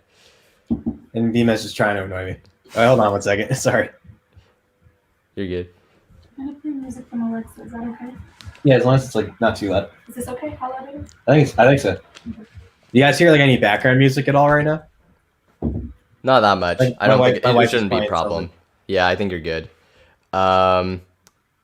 Okay, I guess I'll go to next question. Least favorite wooden coaster. Ooh. Like I want to say Hellcat, but the layout is actually really sick because that's an Alan Schilke design. So it does cool things. It's just really rough. I'd probably say like Tornado right now. Tornado at Adventureland. It was just a stupid ride. That's Yeah. the way I can describe it. It's for me kind of a two-way one. Grizzly, which I mentioned earlier, it's just really with like Tornado, it's just really dumb. It doesn't really do anything. And then the other one would be Colossus in its final year at Magic Mountain. It was just a complete shell of what it used to be. I'm sure it used to be really good, but when I wrote it, I even wrote it backwards too, which probably didn't help because they were running the trains backwards, and that was my only ride. Those B&M trains. It was horrible. So, like, it was pretty bad. I hear it used to be really good when it first opened. Yeah, I'm sure it was. Had a lot of airtime pops, and I think when Six Flags bought the park, they like neutered it. They altered profiling and stuff. But yeah, and in later years, the maintenance, my guess, was just not there because I wrote in its like last few months, and it was bad. Let's see. I'm here. Someone's trying to tell me. I saw this earlier about about Pantheon, how it's undergoing ride inspections. We'll see what happens. I wouldn't be getting too excited with anything SeaWorld at this point. On any SeaWorld ride opening. I just made the assumption at some point, I don't know if it's true, but at some point I'm just like I just imagined that it may be like higher up decision. They just decided to delay all the coasters till 2022. Mm-hmm. That's what I think will happen until I'm proven wrong. So that's my guess too, because I know they're getting crowds. They're getting crowds at their park. So they might just be like, we'll just take advantage of everyone wanting to come do something after COVID, and then next year they'll open him. Kind of evil, but actually, I've thought about it. I guess I'll try to keep this as short as I can with the whole. But I've heard all the parks are doing well attendance wise, and then some of these parks I've also looked into reviews from both coaster enthusiasts and from the general public. A lot of people are citing understaffing, so that they're already probably struggling as is to like give the experience that people probably want. So opening a new ride probably wouldn't help and bring in more people. You need a big staff to run a new ride. They'd probably have to close a few other ones. Yeah, so open a new one. In a way, I actually do I can understand like why they want to delay it. It sucks for the pass holders especially, and for us coaster enthusiasts who want to ride it as quickly as possible. But I can kind of see why. I just wish they were a little more transparent about this stuff. But I don't know exactly what's all going on there. So yeah, hopefully soon we'll find out. Yeah. And then, of course, as I say that, I automatically get scrolled down. Nice. Like I said, if you have any that you want me to get to, what defunct amusement park would you visit one last time? Does it have to be one that has already gone? Because I haven't even been to one. So Yeah, I don't maybe think just I've been any. to the defunct one. Then just I guess in general, I guess. Yeah. Six Flags Astro World? That's a Maybe? pretty good one. For me, my pick has always been, this has been asked, I think, a few times. Space World in Japan, the park with Venus GP. Yeah, they look cool. Saturn. What was the? Oh, Titan Max. Boogie Woogie Space Coaster. Yeah, they did have a cool lineup. Yeah. So, and it seemed decently themed. So, it looked like a nice park. I would have. Was it liked to go like there. what was the green one called? You just said it. I forgot. Venus GP? Yeah, Venus. Like they have a whole like space shuttle built. Yeah, yeah, that's that was crazy. pretty cool. I've seen 2 real space shuttles. I just thought of that. Oh, nice. I don't know why I thought of it, but yeah. But yeah, it looked like a cool park. Let's see. Favorite drop tower. I accidentally clicked on the wrong one, but yeah, favorite drop tower. Ooh, honestly, like the Larson ones, the Larson drop towers. So the one I've been on the one at Knoebels, and then the one at Waldemere Park, and they're cool because they go up and then they just drop suddenly. The one at Waldemere Park is probably the better of the two because the view of Lake Erie is awesome. Nice. I've really wanted to do those because I've heard really good things about them. They're fun. My favorite is actually Guardians Mission Breakout at Disney's California Adventure. I do actually prefer it to the Tower of Terror when it was at DCA. I'm sure I would like the Disney World version better, but it's the better version of the two anyways. So, but I haven't done that one. So Guardians would be my favorite. And then outside of that, non-themed drop towers like Lex Luthor, Drop of Doom would probably be my favorite. But shout out to the SNS, like the double shots or the space shots. Those are actually Those are also awesome. good. Yeah. The airtime on them is really good. Crazy. So I love But the those. smaller those are, the better. You Yeah, just have like way more ejector. yeah. We have one at Santa Cruz, and that one's like really nice. So I like it.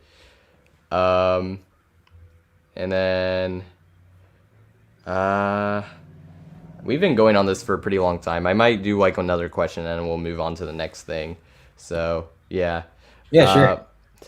So let's see. I'm trying to get someone who we haven't answered for. Oh, what park frustrates you the most? This seems to be becoming another recurring question. Yeah, which one? Discovery Kingdom for me. I've just had a rough time at that park. I'm sure I'll get a good visit in at some point, but it's not one I've ever had the most satisfying visits at. It's always been pretty frustrating with ride closures and whatnot. Yeah, I've been to Darien Lake. No, sorry, not Darien Lake. Discovery Kingdom once, and yeah, I could definitely see that with the rides being closed all the time. I think we got lucky when we went.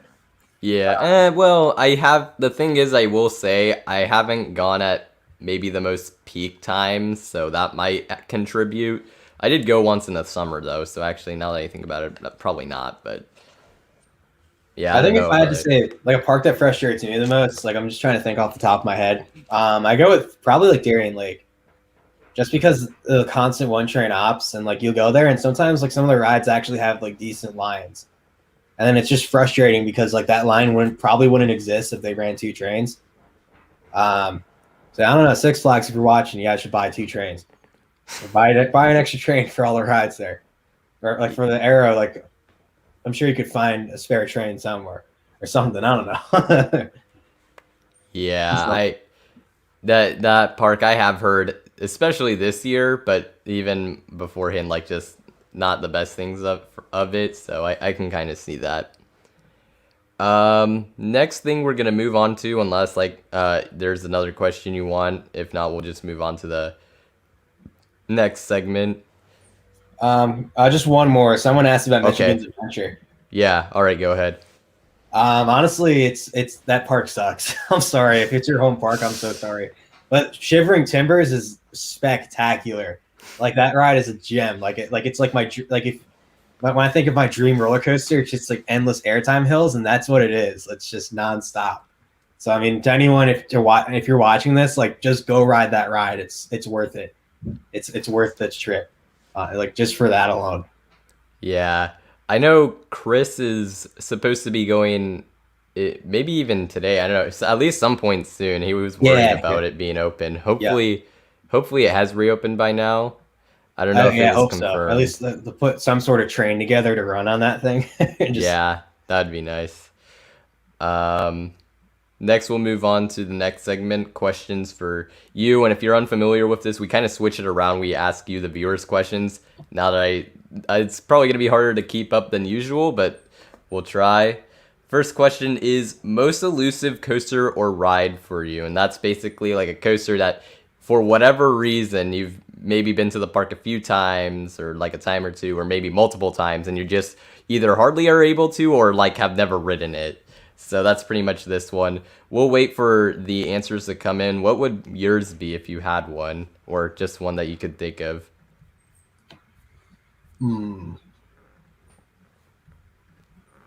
Mine's Splash Vertical Velocity at Discovery Kingdom. I don't even think I have to explain that one. That ride's like always closed, I bet. I'm trying to think. I can't think of one for some reason. I guess it's I don't know if it's like on brand, but like I would say Shivering Timbers, just because I've wanted to ride that ride since I was like 10. So like it took like 15 years to finally get to it. And it's not even like it's out of the country. It's in Michigan. And I've been to further places than Michigan. It just took forever to get there. Yeah. I mean, I think I was thinking more like places you had visited and it was either close or whatnot, but no, that works. Someone said Superman the ride at New England. Interesting. I don't know that it normally has issues, but I don't know. Maybe it does. As far as I know, it's open most of the time. So that's got to suck. Pretty unfortunate. You go to that park and it's always closed. Yeah.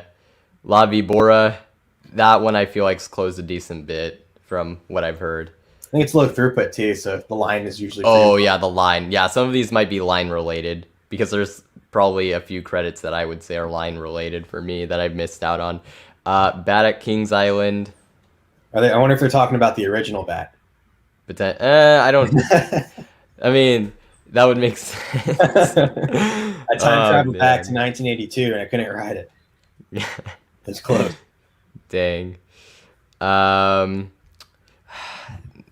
course. Nitro. Of course. Yeah, I saw Nitro.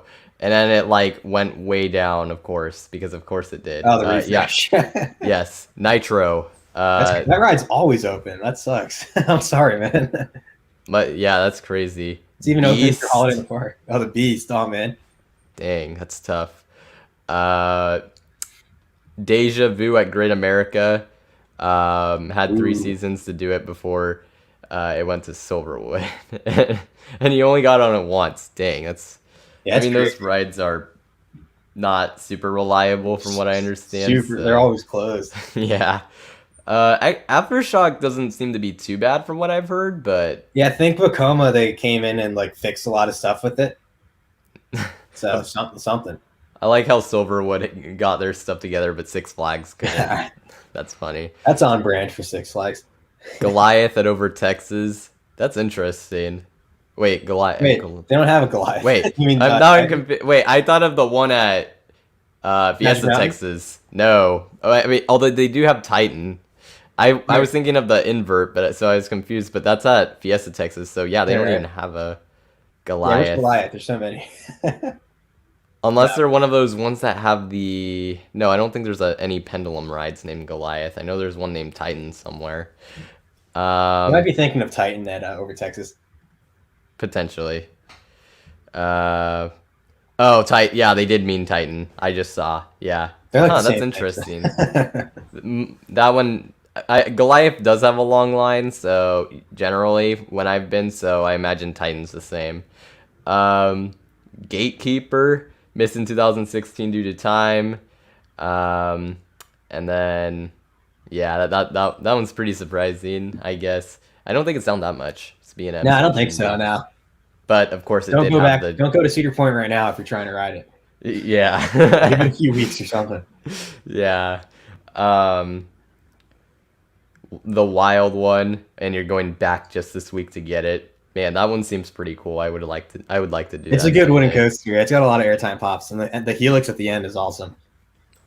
I just love older wooden coasters, like especially because that one's over 100. So I'd be wanting that. That's definitely one on my bucket list.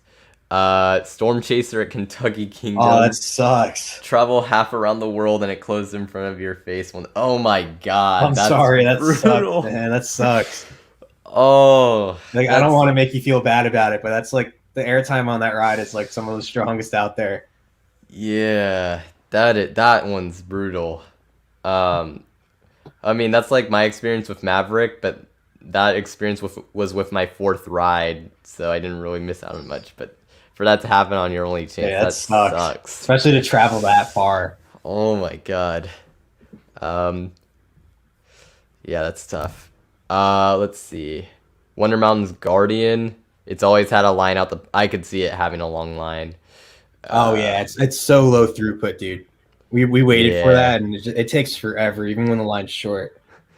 Yeah, It's totally that's not the right ride for Canada's Wonderland because they get numbers, like they get high attendance. Yeah, I can't even. Yeah, that was an interesting choice for to go with that kind of ride for that park. But at least you were eventually able to ride it, so that's good. Let's see. Missed out on Cheetah Hunt in 2012. Oh man, Was that opening year for it, or was that? I think it was 2011. Okay, because I I was know gonna it's say always crowded. It always, even to this day, it always Yeah, has a long line. that makes sense. Yeah, that's one of the coasters I'm worried about whenever I get out to Busch, unless I splurge for their Like the fast quick pass queue or system. something? The quick queue, yeah, which I might. We'll see. Just because I'm not there at all. So, let's see. Yeah, Titan. Someone rode Lightning Rod the first time they went and it didn't break down. That's pretty lucky. Honestly, props. That's nice. That's very lucky. Let's see. What else is there? See a comment: a Six Flags park without a Goliath, unheard of. That's funny. That is true. That is funny. Let's see. I think I've gone through them unless I'm wrong. I see one from B-Man. Oh, Ejanica. He honestly, like, he's been to that park and he just didn't ride it. And it Dang. makes me really angry, honestly. And he just messes with me about it. Dang. Ejanek is better than Fønix, B-Man. Rudolph Coaster at Santa's Village. I don't even know what that is. Yeah, me but either. My condolences. yeah. Joker over Texas. That's the 40 free spin, I think. Yes. Or yeah, it is. Yeah, it is. Yeah, yeah. It's like in the back of the park. Yeah. I've missed out on 2 free spins up to this point, and well, one was under construction, the other had a long line, so yeah. And the one at Discovery Kingdom was the one I missed because it was under construction. So yeah, I missed the one in Mexico because I'm like, oh, Discovery Kingdom's getting it, and I went there before it opened, so that kind of didn't work out, but whatever. I'll get one. On one, they're all the same. Yeah, I'll get on one eventually. So, let's see. Max Force. Oh man, yeah, that ride breaks down so much. Yeah. I'm surprised I haven't seen like Steel Curtain or something like that on here, just because Oh, that yeah. one's like, Yeah, sure, that ride's like even more broken than Max Force usually. yeah. Yeah, I think I'm gonna move on to the next question. I think I went through most of these, so yeah. Next question will be craziest moment on any coaster or ride you've experienced. Doesn't necessarily have to be a coaster. Just to say mine, X2's first drop is like just the craziest, I would say, element or just thing on any coaster, at least I've done. Just face down, like going 200 feet is pretty crazy, and then flipping at the end, like That's just pretty insane. And then my 5-minute cycle on a ride that at Santa Cruz, that's kind of like a Zamperla Hawk, or like a Aero 360 at Kennywood. That's the kind of ride it is. The hang time was insane, and it actually made a few of my friends sick. So, Nice. yeah, I was okay though. So, but yeah, that'd be pretty. Those are some of mine. You got any? Yeah, actually, it's funny. Like, you mentioned X2, and I was gonna say Edge of Nika's first drop. Yeah, It's basically just the same thing as X2's, but like the that flip happens like a little later. And okay. it's a little faster. So actually, because I've been on X2, so I knew what to expect. Or like I went on Edge of Nika expecting X2's first drop, but then the flip didn't happen yet, and I saw the pullout coming, and I was like, in my head, I got scared. I was like, wait, what's going on? And then it flipped like way faster, like last second. I was like, oh my god, like they got me. Dang, nice. Yeah. Chat answers Elrod's quad down. Yeah, that's a good one. That's a good one. Especially at night. I haven't done it yet, but yeah. Voyage triple down. Ooh. Another probably good one at night. It's really good if you go for Hollywood nights. When they Yeah. turn the trims off, it's even better. I'd have to imagine. For sure. Of course, it does the thing again. The unexpected drop on the mine train at Six Flags Over Texas. I Can't remember. Is that like the Runaway last Mine drop? Train, right? I think that's what it's called. I don't know. I haven't done it yet, but I've heard one of those mine trains has the drop, so that probably makes sense. The immense pain from the Great Adventures Green Lantern. And, oh god, that would be pretty bad. I imagine they tried to sit down or something, or either that or the bicycle seat was like way too high, so their crotch took all the forces. That's pretty brutal. I've never had a bad time on Riddler's Revenge, so for whatever that's worth. But yeah, that'd be pretty brutal. Let's see. Tower of Terror drop at Hollywood Studios. I haven't ridden that one, but I've done the California version, so I can see that. It's good. Yeah, it's a good ride. Yeah, I'm excited to do it. Hopefully before they retheme it, which I imagine will happen eventually. So I kind of really hope they don't. I hope they keep it because it's like perfect how it is. But I do too. I think it's inevitable. So I hope I'm wrong. Marvel stuff. Yes, Ghost Rider's third turnaround in the final helix during Scary Farm. Yeah, I can kind of see that. Yeah, I've done Ghost Rider at Scary Farm, so yeah, I can see that. That's a pretty crazy moment. I thought it was crazy just on a regular day, honestly. So I bet it's even wilder during Scary Farm. Yeah, that ride is especially at night, it's no joke. Like it's probably cooking at that point. It's incredible. It's almost top 3 for me, almost. Skyrush first drop back left seat. Yeah, that would be another crazy one. That kink in the drop is just I'm so it mad. doesn't seem like it should be there, but it just is. And then you get launched out of your seat. I haven't even gotten a back row ride on it, and I still have Skyrush ranked really high, so I need to get that when I go back. And I know it'll be painful, but it'll be worth it. So it's like the only ride I've been on where I swear like my body was gonna split in half. Like dang. This is why you keep asking the getting stung on a bee question. Now I see the context. You got stung by a bee on Great Bear at Hershey Park. Yeah, that would be that's pretty bad. And then corkscrew also with a bee. How in the world? That's pretty bad. But yeah, that is crazy. Upwards helix on Titan. It's intense. It's intense. It is. The upwards. Yeah, because we don't have that. We only have the downwards here at Magic Mountain. So it makes Titan like way better than Goliath, honestly. I don't like helix Goliath is so intense. that much. Yeah, that seems like it would help a lot. Also, do you know? You've ridden both. So do the brakes?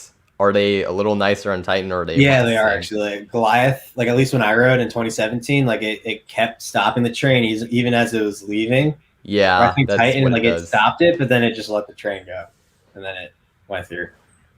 Yeah, Goliath, it almost like it slows it down so much. Yeah, it's crazy. Yeah. Wow. I'm gonna have to start kind of getting through these a little quicker. And of course, I went. Of course, as I say that, it goes down. So that's great. Green Lantern first flight in opening year had flights and drops off the edges that were not meant for the experience. Yeah, I heard opening year and whatnot. That ride was insane. Probably not in a good way, but it was. Finally rode it when it was no flips. Yeah, I wrote it in its later years too, and it was. I actually didn't. It was bad, but it was just like I kind of thought it was kind of dumb. And Yeah, that's what I thought. I was laughing when I got off. I was just like, "What was that?"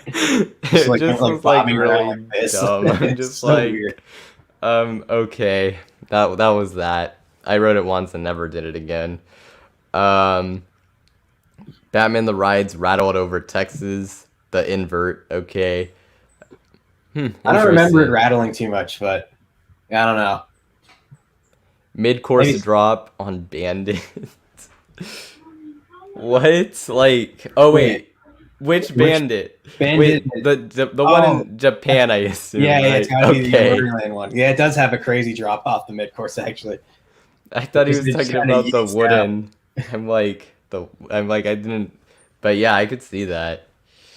Oh man, the final inversion on Untamed. Oh, that does look cool. Like the upwards barrel roll. Oh yeah, That that looks looks cool. really cool. Maverick second Stingle dive or That's the a air. good one. Yeah, that one's it's in the back row especially. That thing's insane. Or the airtime alley on Magnum. Yeah, oh yeah. Row 3. I'm not the biggest fan of that ride. Oh, no. Yeah, it's definitely like a polarizing ride.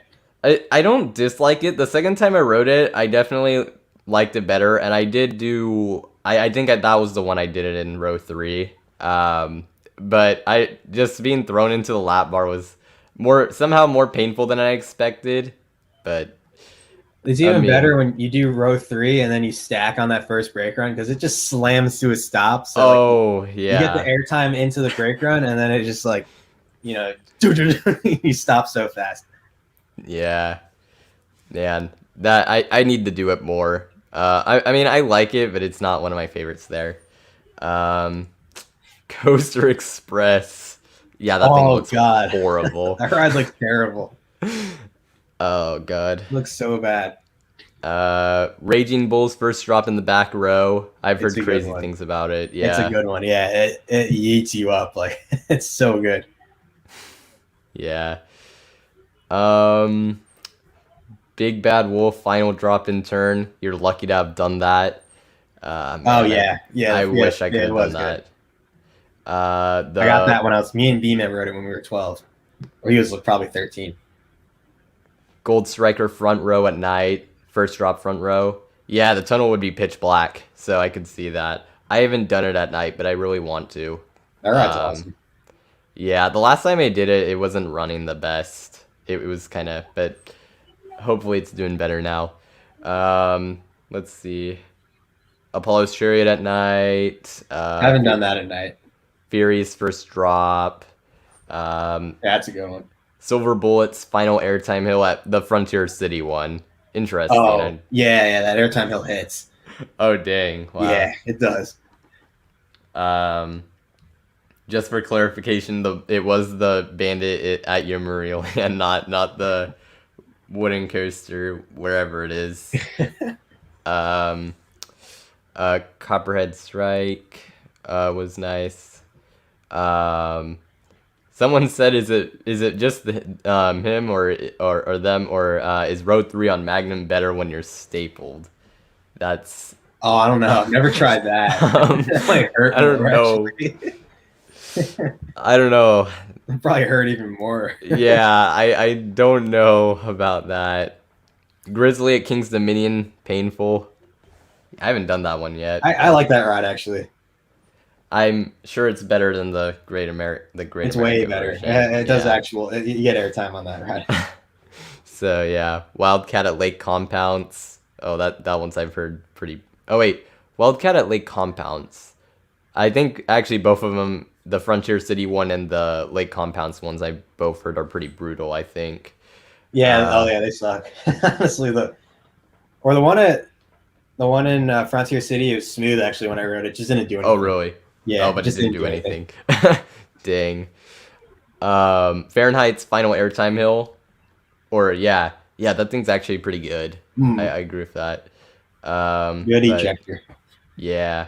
All right, I'm going to move on to the next question, which is what are your hobbies, I guess, outside of visiting parks? Just curious, like, what my viewers, some of you guys do.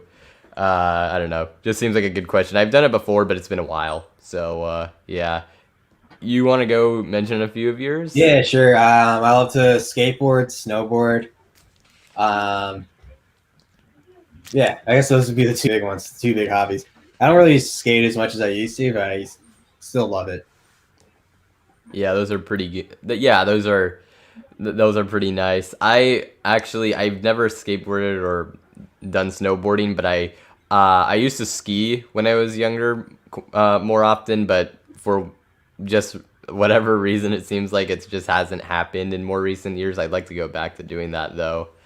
And then on my end, like I'm a football fan, so I love watching football. So that's one of those things, and I like traveling to places that aren't just amusement parks. Those are some of the things. Longboarding, I actually don't know what exactly that is. Like, is that take like a regular skateboard? Oh, okay. Like a shorter popsicle shape, and then a longboard is just like way longer. Oh, gotcha. It's like primarily like hill riding and stuff. Like you bomb hills. Oh, I have a longboard too. I have a Bustin longboard. You probably know what that is, Sean. And yeah, they're awesome. They're fun. Smooth too. The wheels are huge, so huge and smooth. Nice. Yeah, that seems pretty fun. Skiing also. Hey, let's go. Nice. Have you only ever snowboarded, just out of curiosity? Yeah, I've only snowboarded. Yeah. Okay. Yeah, I like try to maintain a joke that we hate skiers. So that's like a classic war that goes on between skiers and snowboarders. But I do want to try skiing at some point. I do want to try it. Yeah. I don't know about me and snowboarding. That one I'm a little. I don't know how I would do with that. Nah, man, it's fun. Editing, gaming, YouTube pooping, mostly editing.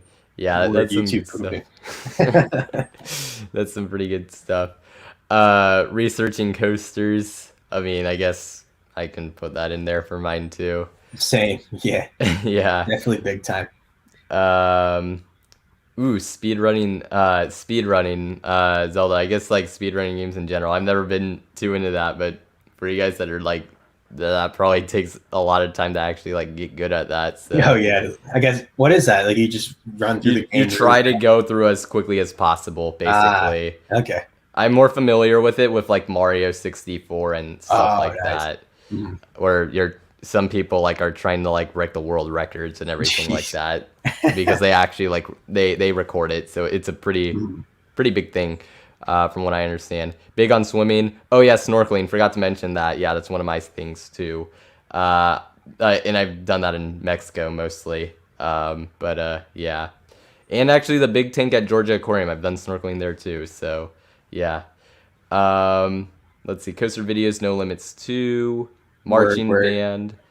Marching band. I did do band in school. Wasn't a big fan of it, but I know some people are really into it, and especially if you have like a good group around you, it seems like something pretty fun. So that's nice. ElToroRyan wifey did marching band. Nice. She's in drumline. Nice. For band, I did trumpet, and then I converted to tuba in my last year at middle school because they needed people, and that was kind of brutal. But yeah, movies, comic books, and sports. My brother is into comic books, so I can at least say that. Music, traveling, and nature. Nice. Yeah. Those are traveling in nature. I got that. I'm not that much of a music guy, honestly, which is a lot of people think is kind of weird. But I love my music. Yeah, I can see it. I mean, I can kind of see why I'm weird like that, I guess. Nah, dude, all good. Yeah. Planet Coaster and Connects. Ooh, Yeah. Nice. Connects, that seems fun. You've done that, correct? Like, wasn't that Yeah. some of your Yeah, first I had videos? some older videos. Yeah. My last one was I recreated Hang Time in Knott's Berry Farm. Yeah, nice. I don't have anything built right now. Me and ElToro wifey, we're living in an apartment right now. I would do the Connects coasters at my parents' house. So one of these days, when we eventually buy a house, I'm gonna go back to that for sure. And go back to Nice. building my Connects coasters. Yeah, that seems fun. My brother is not quite. I mean, I know Connects and Lego are different, especially with like coasters and stuff. But my brother does Legos for whatever Nice. that's worth. I've never been as into that because I am just kind of bad with like crafts and creating stuff like from the ground up. So, but that's cool. Let's see what else we have here. Listening to music. Nice. Singing, music, sports, art, nice. Yeah, my brother's an artist too, and singing. That's cool. That's cool. We haven't seen that up to this point, so that's cool. Designing coasters. I imagine like through the like playing coaster and stuff. So that's cool.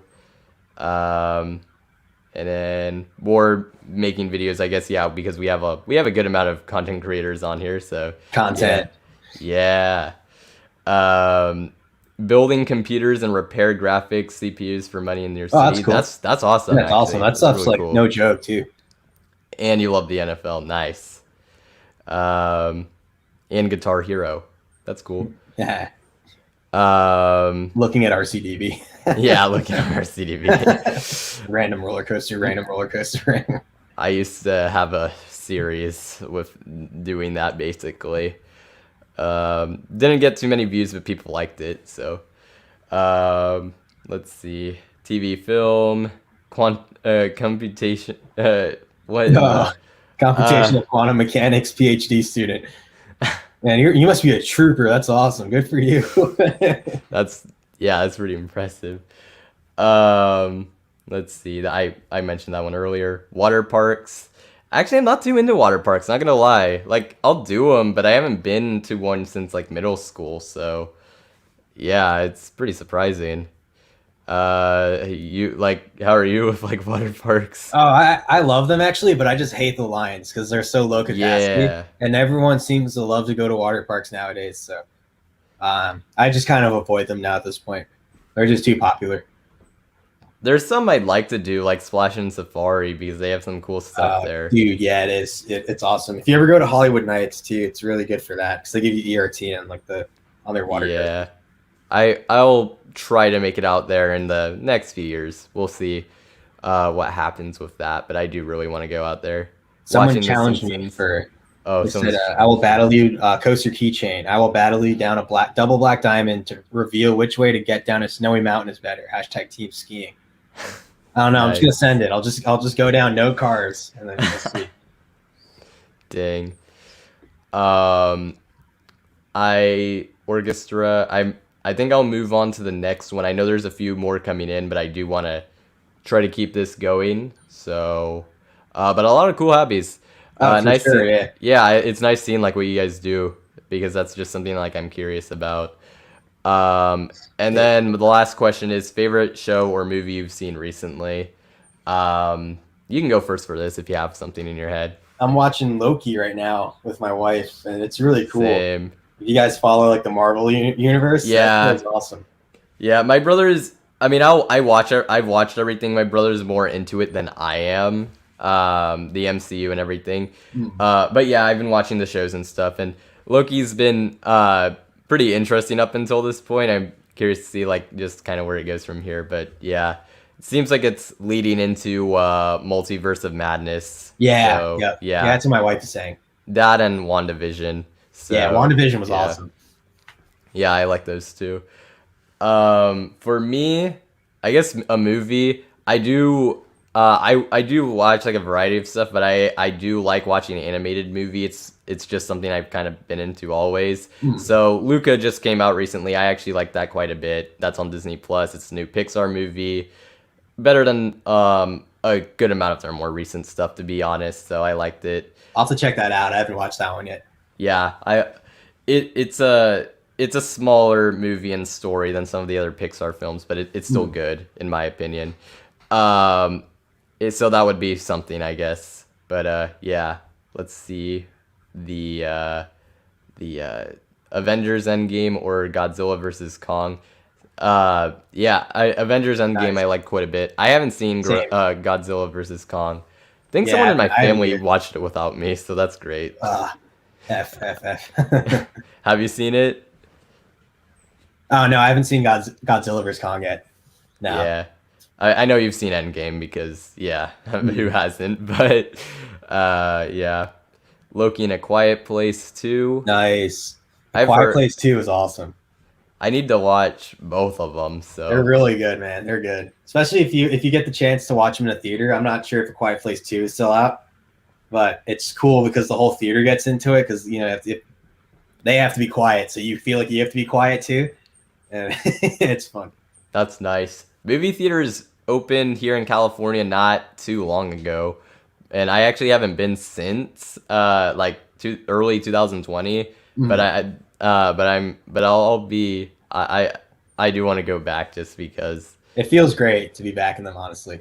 Yeah, Yeah. I just have to figure out what movie I'm gonna watch in it. So yeah. Let's see. Cars 2. I It's specifically Cars 2. It's not. yeah, I know it for whatever reason it seems like in the coaster community a lot of people like this movie. Like I don't know what the correlation is. I am not a fan of it, but I've only seen them like once. good for you guys who are. I'll say Yeah. the soundtrack's good, but I like the first Cars quite a bit, but Cars 2 it just I don't know. Mandalorian. That yeah. I love Oh that yeah, show. Mandalorian's awesome. And then movie Ford versus Ferrari. My dad watched that recently. I was out doing something, so I couldn't. But that's good. I've heard really good things about that movie. So yeah, definitely some of this stuff is good stuff. Also for me to watch. That's kind of why I got the question. I'm like, since it's summer, just want to see what to watch or what would be good things. Let's see. Trailer Park Boys. That's a good one, I don't even know what that is, but dude. I- Yeah, it's on Netflix, man. It's just basically like trailer park trash, and it's kind of like. Have you ever seen The Office? oh yeah. It's Oh wait, Same style okay, I as think that. So okay. it's like the same style how that's shot and filmed, but instead with like trailer park trash and just like the crimes they commit and just like the shenanigans they get Oh, into and God. stuff, dude. It's so funny. Oh, that sounds fun. And then favorite of all time is Breaking Bad. I've heard a lot. Yeah, a lot of people really like that. So, I just rewatched that actually. It's really good. It's so good. yeah. Willy's Wonderland with Nick Cage. Not familiar with that one either. Yeah, me neither. Murder Mysteries. Certainly heard of it. I haven't watched it though. But that's cool. Let's see. Legend of Korra. I tried to watch that show, and at some point in the later seasons, it just I don't know what happened. It's just like, just I guess kind of. I think there was other stuff coming out or stuff I wanted to watch, and I kind of gave up. But I might have to give it a try again. Is that like an Avatar spinoff? It's the sequel that takes place like several decades afterwards. Ah, okay. Yeah, it's a sequel show. I understand it is pretty polarizing in terms of who likes it, who doesn't. And I can kind of see why. It actually lasts, like, there's more seasons of it than The Last Airbender, I believe, also, Oh, wow. which is kind of, like, interesting. Treasure Planet. Yeah, I know plenty of people who praise this movie. This is the Disney animated one that kind of got, like, it didn't do too well at the box office way back when. But yeah, I've heard of it. I'm not the biggest fan of it, but it's nice to see that some people are giving it some sort of recognition. It looks pretty cool, I'll say that. I don't know if you've heard of that one or not, but yeah. Let's see what else we have. Star Wars and Wall-E. Nice. Yeah, I guess I don't know. I assume Star Wars. You're like, if you call it that, then it's like the fourth one. So yeah, it's a great movie if you saw it for the first time. And then Wall-E, yeah, that's also a really good movie. So I like those two. I haven't seen Wall-E. Oh really? Like not at No. all? No, Oh, I hear it's wow. really sad though. Yeah. Well, yeah. It's a good movie. If you can check it out, I'd recommend it. I'm It's sure not one like of one these of days. it's not one of my favorite Pixar movies myself, but I Mhm. know a lot of people like it, and I still think it's good. Um, but I haven't watched it in a while either. Um, let's see. Waiting on Stranger Things, the new season. My brother loves that show, Oh, so me too. Yeah. yeah. Started watching Bad Batch. I think that's what this is supposed to be. Yeah, I'm watching that too. The last few episodes have been really good. But some of the ones kind of in the middle, like between I think 3 and 7, I wasn't the biggest fan of it. But I love Clone Wars, so good stuff there. Um, Roller Coaster. Oh wait, Ugh. okay, like I understand there's a movie like actually called that. I actually haven't seen it. But interesting. And then just let's see. I'm trying to see what else there is. The first Suicide Squad. Interesting. A lot of people don't like that movie, but I guess it's good to see people who do. I thought it was okay. I'm excited to see the new one. The new one looks pretty good. My brother's extremely excited for it. So, yeah. Batman series on HBO Max. Not which one. There's like because I don't believe they've made anything specific for HBO Max, but there's a bunch of stuff that they put on there from the past, like the animated series, like the '90s one. If that's so, then yeah, that's pretty good. So that's cool. But yeah, Black Mirror is interesting. Oh, I love that show. I've seen that. Yeah, I've seen bits of it here and there. It's like a modern day Twilight Zone. Yeah, that's kind of what I thought when watching it. I was like, yeah, it's kind of like that. So, yeah. Toy Story 1 or 3, I really like both of those. Nice. Yeah, those are solid. Yeah. But yeah. Oh, the Chris Nolan Batman movies are on HBO. Is that specifically what it, oh, okay, like the trilogy. Got it. Okay. Yeah, that's Oh, really it's good. ElToro wifey. Hey. Hello. Do you have Hello. a favorite show or movie you've seen recently? Not off the top of my head. She's shy. That's all right. Oh god, Dora and the Lost City of Gold. Um, I saw that for some reason, and it's not very good, but I saw it, so yeah. But I think we'll move on to the next thing. I think we went through most of this stuff, so yeah. So, but some good suggestions there. I'm gonna have to look back through this chat just so I can like have some stuff to watch. But yeah, some good stuff there. Next, we have our next segment, which is a countdown, and this countdown will be the top 5 parks we have visited. So, were you able to come up with at least sort of a list before this? Yeah. Okay, I got good. a list. Great. All right. So with that being said, we're gonna go right into the countdown. This is between the two of us, our top 5 parks we have visited. And so, Ryan, what is your number 5? No, this one's nearby you. It's Six Flags Magic Mountain. Oh, interesting, because Yeah. that's actually my number 5 here as well. So Oh, nice. I need to get it up here so I can actually have the banners up. But yeah, so I guess why is it like just some things you like about it for Magic Mountain? I mean, there's so much to like about that park, honestly. Just the coaster collection too. I've only been there once, and it was in 2017, like before I did this YouTube thing. But just like they have so many good rides, and just I love the setting it's on. And I thought it was really well kept for a Six Flags park. I thought like they must do a really good job, and they must really prioritize it because I thought it was really nice, honestly. Just like Twisted Colossus X2, Tatsu. I missed Riddler when I was there. They were repainting it, but Oh man, tough. so solid. Yeah, it's a really good park. I do have it as my number 5, which, considering I've been to a lot less parks, it might be low. I have been a lot more often, so I have seen some of the flaws, I guess, more so than those who haven't. I haven't been to a ton of Six Flags parks for reference, but I definitely think it's definitely a lot better and more well run than Discovery Kingdom. Oh, easily. Yeah. Easily. Operations and stuff seem to be pretty good. Obviously, the ride lineup is excellent, and it's very revisitable for that reason. The only things I kind of have, like gripes I have with it, is the food options. I'm pretty picky, and there's not really anything that I love there. That might change with the new, like, there's the taco place with the West Coast Racers, which I've heard are pretty good, so that might change that.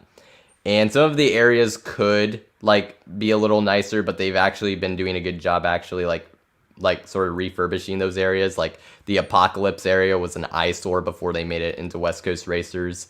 The only area I think they could fix up a little bit now is like the Samurai Summit. Everything else actually looks pretty nice right now. But having been going for years, I could tell you that there's definitely places that at one point didn't look super good. So yeah.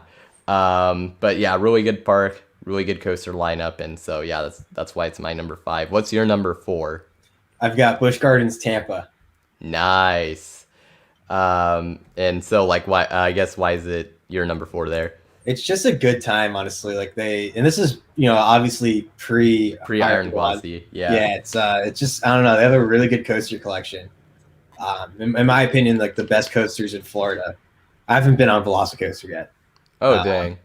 And then it's just it's just a good atmosphere, a lot of animals and stuff. It's a big park, and I love that. I love the presentation of it. So I always have a great time when I go there. Yeah, it is very high on my bucket list. And I do actually enjoy going to zoos, so kind of having a park that's like a hybrid, more so than Discovery Kingdom, because I don't know. Their animal exhibits I don't think are that great at Discovery Kingdom, at least in my opinion. But yeah, Busch Gardens Tampa looks really good in the coaster collection, and everything looks super nice. My That's number cool 4. too. Oh yeah, go for it. Oh, my bad. No, you're good. Okay. We'll go back a little bit later, but I'll get to my number 4. I have Knott's Berry Farm, and the reason I have it actually higher than Magic Mountain is just, even though the coaster collection isn't as good, I still think it's very good. It's just obviously not Magic Mountain level. But also I did factor in Knott's Scary Farm and those kind of like night rides, and also the event in general, which it is my favorite Halloween event I've been to easily. It's really good. They have the quality and the quantity of the mazes are really good, and I do like Halloween events, so it's up there for me. The food options are also really good in my opinion, and it's got, in my opinion, like a pretty good atmosphere, and the ghost town's actually like nicely done, and the park overall is pretty nice. So their operations aren't obviously a highlight, but Oh no way, dude! Actually, I forgot. Like someone asked earlier, what's the most frustrating park you've been to, and actually that one might be the most frustrating park I've been to. yeah. I went on a crowded day, which is probably my fault too. But just the operations they suck, dude. They're so bad. Yeah, they aren't. You're like, what are they doing? Come on. That's kind of the one place that you fall short. Yeah. Everything and else was awesome, like what you said, the food, the atmosphere. Not Scary Farm is awesome. I want to go to that so bad. Yeah, it's really good. And they also, even outside of the coaster lineup, they actually have a few solid like non-coaster rides. Like they have the mine ride, they have Timber Mountain. So and they have the drop tower is pretty solid as well, and a few other things. So very nice park overall. So that's why it's up there for me. What's your number 3? Number 3 is Cedar Point. Cedar Point. Oh well, okay. I mean, I don't know if I should be surprised that it's not like your number 1. But I mean, I guess yeah, you can explain. I mean, coaster wise, I guess you could say it's number 1. But as far as like atmosphere and other things that you'll see in my next 2 top parks, it doesn't really have that. It does like it's great though. It's like a regular amusement park. Like it's clean and it's well kept, but it doesn't have like its own really unique like charm or something. That's something you'll see in my next few favorite parks. That's fair. You will be seeing Cedar Point on my ranking in a little bit. I'll just say that much. But my number 3 is actually Disneyland California. Now, the reason this is sort of like the lowest point it could be, I actually think it could be even higher if I actually go when it wasn't like in the weird COVID state where it was like no parades, no fireworks, no anything, because it kind of, the atmosphere and everything kind of gets hurt by it a little bit. And there's like no fast passes and other things. So it probably could even be higher for me, but really good theming and atmosphere. Galaxy's Edge is really good and adds a lot to the park in my opinion. The area and the rides. The ride lineup, even though the coasters, they don't have that many, I think Space Mountain's actually really good. And the rest of the rides, like, or a lot of them are really good. So their dark ride lineup is incredible. Really well run, obviously, because it's Disney, and the food and drinks, depending on where you go, but it can be hit or miss. But if you get the right places, it's really good food for a theme park. So yeah, Disneyland is my number 3 for those reasons. It's a park I really want to get to. It's like high up on my bucket list. Yeah, it is. It's so good. What's your number 2? Number 2 is another Disney park. It's Tokyo Disney Sea. Yeah, I figured we'd be seeing this one somewhere. The most gorgeous theme park I've ever been to. Like not even like even if you just go there, not even to ride rides, and when you walk in, it's just it's like marvelous. Like it's it's a newer park, and just like their main icon is Journey to the Center of the Earth, and it's built on a bay, and then there's like kind of like this like Italian looking like city behind it. It's just so cool. And then like that, their Tower of Terror, it's not the best one, but it looks gorgeous. Like yeah, the exterior presentation, it's just it's a Disney park and it looks so good. If you ever go to Japan, you got to go there. Absolutely. My number 1 bucket list park in the entire world right now, just because of like how good it looks. The food also looks really nice, like really good, because they have these things called like gyoza dogs that look really delicious. I don't know if you had one when you were there, but I can't remember the food I got, honestly. Yeah, that's one. There's just a lot of reasons I want to go. My number 2 is actually Cedar Point. Nice. So it also was in my number 1. Really good park. In my opinion, at least, I've only been there once, but in a lot of ways, it kind of succeeds in places where Magic Mountain sort of falls a little bit short. I do prefer the atmosphere there, and also, of course, since it's on the lake. I guess Magic Mountain does have a mountain. I guess that's my California bias kind of kicking in a little bit, but I don't know. I just like having it on the lake board in the mountain. So the lake's cool, so yeah, so it feels more like a resort. Yeah, and then like obviously the coaster collection, it's my favorite I've ever like experienced. So we have that there. There's also a lot of like other rides outside of it that I actually didn't do too many rides like that weren't the coasters when I was there because I was short on time. But there's definitely a lot I would have liked to do, so that's also good. The operations are generally like really good, at least when I was there they were. And then the food options, it seemed like I only had one place that was okay, but it seemed like they had like decent things to get depending on where you went. The food's gotten way better there. Yeah. The food used to be like trash, honestly. It was just typical Cedar Fair, like cheeseburger, chicken fingers, and fries. But now they have all these different offerings, and they seem to change them up every few years. Definitely improving there for sure. Yeah. So yeah, Cedar Point. Yeah, it's my number 2. And what is your number 1? Actually, I think I know, but what is your number 1? Oh, real quick before I say that, BMED did confirm that we got the I don't know how to say it. The gyoza dog. Yeah, we did get that. And then we fed that to ducks and it made them throw up, which is it's in the video actually. I'll have to go back and look at that. That's Yeah, I think funny. the ducks, they just nonstop eat. So they kept going, and then it was just like too much. People kept feeding them. People kept feeding them too. So it's funny. Oh my god. Yeah. But my number one park is Silver Dollar City. Yeah, I already put it in because I figured. Like if I was more of like a theme park buff, Tokyo Disney Sea would probably be number one. But like Silver Dollar City takes like the charm of like a theme park, but throws in roller coasters also. So you've got like Outlaw Run, Time Traveler, like Thunderation, which is like a really good mine train. Powder You keg. combine that with just. Well, yeah. Are we gonna say something? No, I just, you were listing off coasters. I said powder keg. I was just thinking. Oh, of Powder it. Keg, yeah. There's so many good ones. It's hard to keep track of, honestly. And then you've got like the cave tour under, like right at the park is built around. Yeah. It's really cool. Like if you go, you guys should definitely do that. Oh, for sure. It's so bizarre. Like that first cavern that you go in is like over 200 feet tall, and then you go all the way down. You start at the top and you work your way down.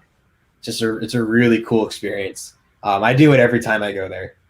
And then the food is just awesome. They have some really good food there. And then just the atmosphere overall and just the way the place is run, it's just top notch. Yeah, I've heard absolutely amazing things from like almost everyone who's been.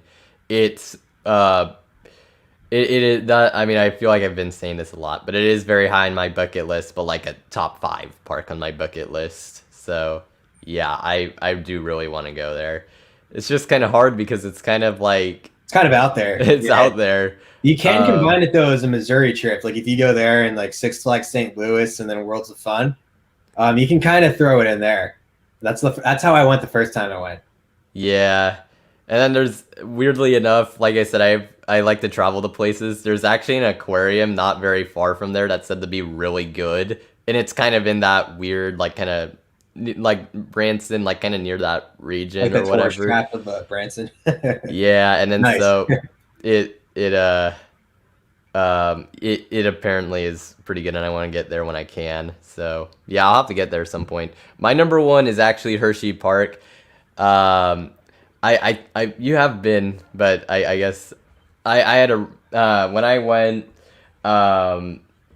just it was really good. The coaster collection, it's not as good as Cedar Point or Magic Mountain, but I would still call it like elite just because they have Sky Rush, Storm Runner, Comet, Fahrenheit, Lightning Racer, Great Bear, like just so many great, if not like really good or even elite coasters. So you have that. The atmosphere I really like. I think I do like the really atmosphere. charming. Yeah. Yeah.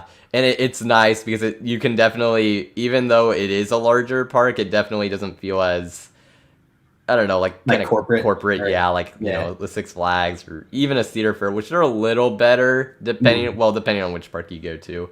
But it doesn't feel corporate at all, which is really nice. And then also like kind of with the park, there's a lot to do outside of it, like there's Zoo America, which comes with a ticket. I haven't even done it, but that probably adds something. Hershey's Chocolate World, having like the dark ride's pretty cool as well. I know ride that's- that every time I go, honestly. Yeah, I mean, I know it's free, so technically it doesn't really come with the park, but you're there anyway, so you're gonna do it. So I count it. And depending on where you go, the food and desserts are really good. I have heard from some people that some places aren't that great, but the places I went to were good. I went to like the Smokehouse; they had a good sandwich there, and then like the desserts are pretty crazy because they have like those crazy looking shakes and whatever, and then I had a bubbles drink which was also really weird, but pretty good. So yeah, a lot to like about the park, and it's very well rounded, and that's why it's my number one. Have you been there since Candemonium opened? Or is this No, I haven't. That's the thing. Like I'm like it, and it's like now it's even better because I actually did like the old entrance for the feel of it, but I liked it understand too, it actually. was Yeah. but I understand that it probably got insanely congested. So It was small. It was a small yeah, entrance. like I'm like the day I went, it was starting. It like kind of rained at first, so it was actually almost dead for a major portion of it. But I was like looking at it, I'm like, oh, if it was crowded, then this is probably not good. So I understand why they did the new entrance. The new restaurant and stuff also looks really nice. So that whole like new plaza area looks awesome. Looks awesome. So I really want to go back. But Same. yeah. I only live like 2.5 hours from it, but I haven't been there for some reason yet. Well, I'll get there eventually. Yeah, I want to go back so bad. And then yeah, a friend of mine is actually going soon, so that should be really fun for them. But yeah, that's pretty much the countdown, and then we'll move on to the next thing, which is the topics to discuss. This will be the last segment before the final Q&A. So I tried to make these more guest oriented for the most part, and so my first kind of topic, or just you can just kind of say whatever you want about this, but you mentioned earlier that one of your hobbies was, or two, I guess depending on how you look at it, is skateboarding and snowboarding. So I don't know, maybe like I guess you can just talk about it, like maybe how you got into it, or just anything you want to, basically. Sure, yeah. I've been into both of those for about just as long as I've been into roller coasters. So since like about like 9 years old, I got into both of those. Your channel started out as a skateboarding channel too. Yes, so, yeah. I used to be called Blasian Skater, so I'm half Chinese and half black. So that was like a nickname I had growing up. It was like, "Yo, Blasian," and people just call me Nice. Blasian and stuff. So, yeah, I used to film skateboarding videos with my friend Otto. He's one of like our really good high school friends. So me and him, we skated all through high school.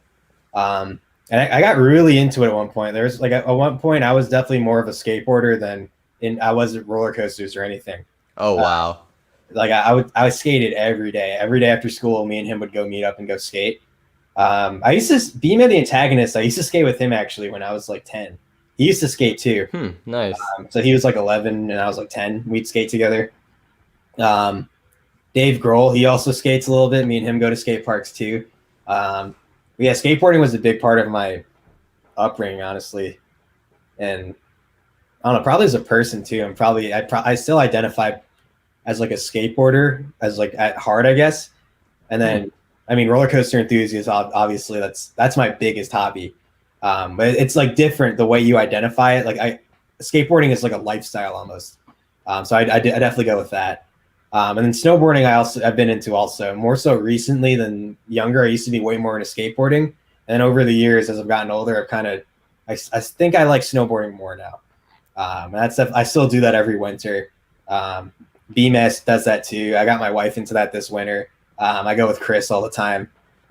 Nice. Yeah, it's a big part of my life, honestly. I still, even with shirts too, like with skateboarding at least, I only really wear skate shirts. Like I have my Vans shirt. People ask me all the time, like, why don't you wear like coaster shirts? And that's like the lifestyle too thing about it. Like I like to dress as a skateboarder still, wear skate shoes, all that. Like, that's a lot of my personality, really. Nice. And then you said that you're more snowboard now, at least nowadays it seems like, than skateboarding, or at least you've gotten more into it. Is that because the punishment maybe for falling is a little bit reduced? Yeah, it's so much more reduced. Yeah. Snowboarding is like, once you get the hang of it, it's so much smoother. And even falling isn't as bad, where like skateboarding still, like I'll go out and skate and I'll just get wrecked. And like you just slam down on the pavement and it just like sometimes the board whacks you in your shins. Oh god. It's all worth it though. Like at a certain point, if you keep skating, it's all worth it. But it's just like it gets a little harder. I haven't skated in a few months, so yeah. But no, that's really cool to hear. And yeah, that's interesting how you wear more like skating shirts, and I think I can kind of see that like in like I haven't seen, like I said, I haven't seen too many of them, but I think in your Coaster Idiots videos sometimes you do wear stuff like that. So yeah, I can see that. For sure, that's really cool. I guess next sort of thing is just like like kind of a question more than anything else. But what are some memorable moments you have working as a write-up, or whatever you want to share with that? Yeah, sure. It's definitely a lot. One funny thing, like, so I used to work with Chris or Dave Grohl at King Ka, like in 2015, and so me and him, like, we're obsessed with Beavis and Butthead. So we would always do Beavis and Butthead at like on the job, like on the microphones and stuff. So King Ka there's an operator booth, and then like down on the platform, there's a microphone there, and so one in the operator booth. So if me and him were on both microphones, like if I was operating and he was on the platform, we would do it Beavis and Butthead back and forth with like park guests there. like hey, what button is again? Like, you know, they'll like, launch the train and like he like I don't know, you know, stuff like that. So that was always fun. With all Definitely the something guests that hearing wouldn't it, be that's allowed. cool. Yeah, Oh my god, that's definitely wouldn't be funny. allowed at most parks to talk like that. And something else cool that year too is so I never really worked. Like Brandon used to also work at Great Adventure. He was there 2015, but he was at El Toro that season, and I was King of Ka.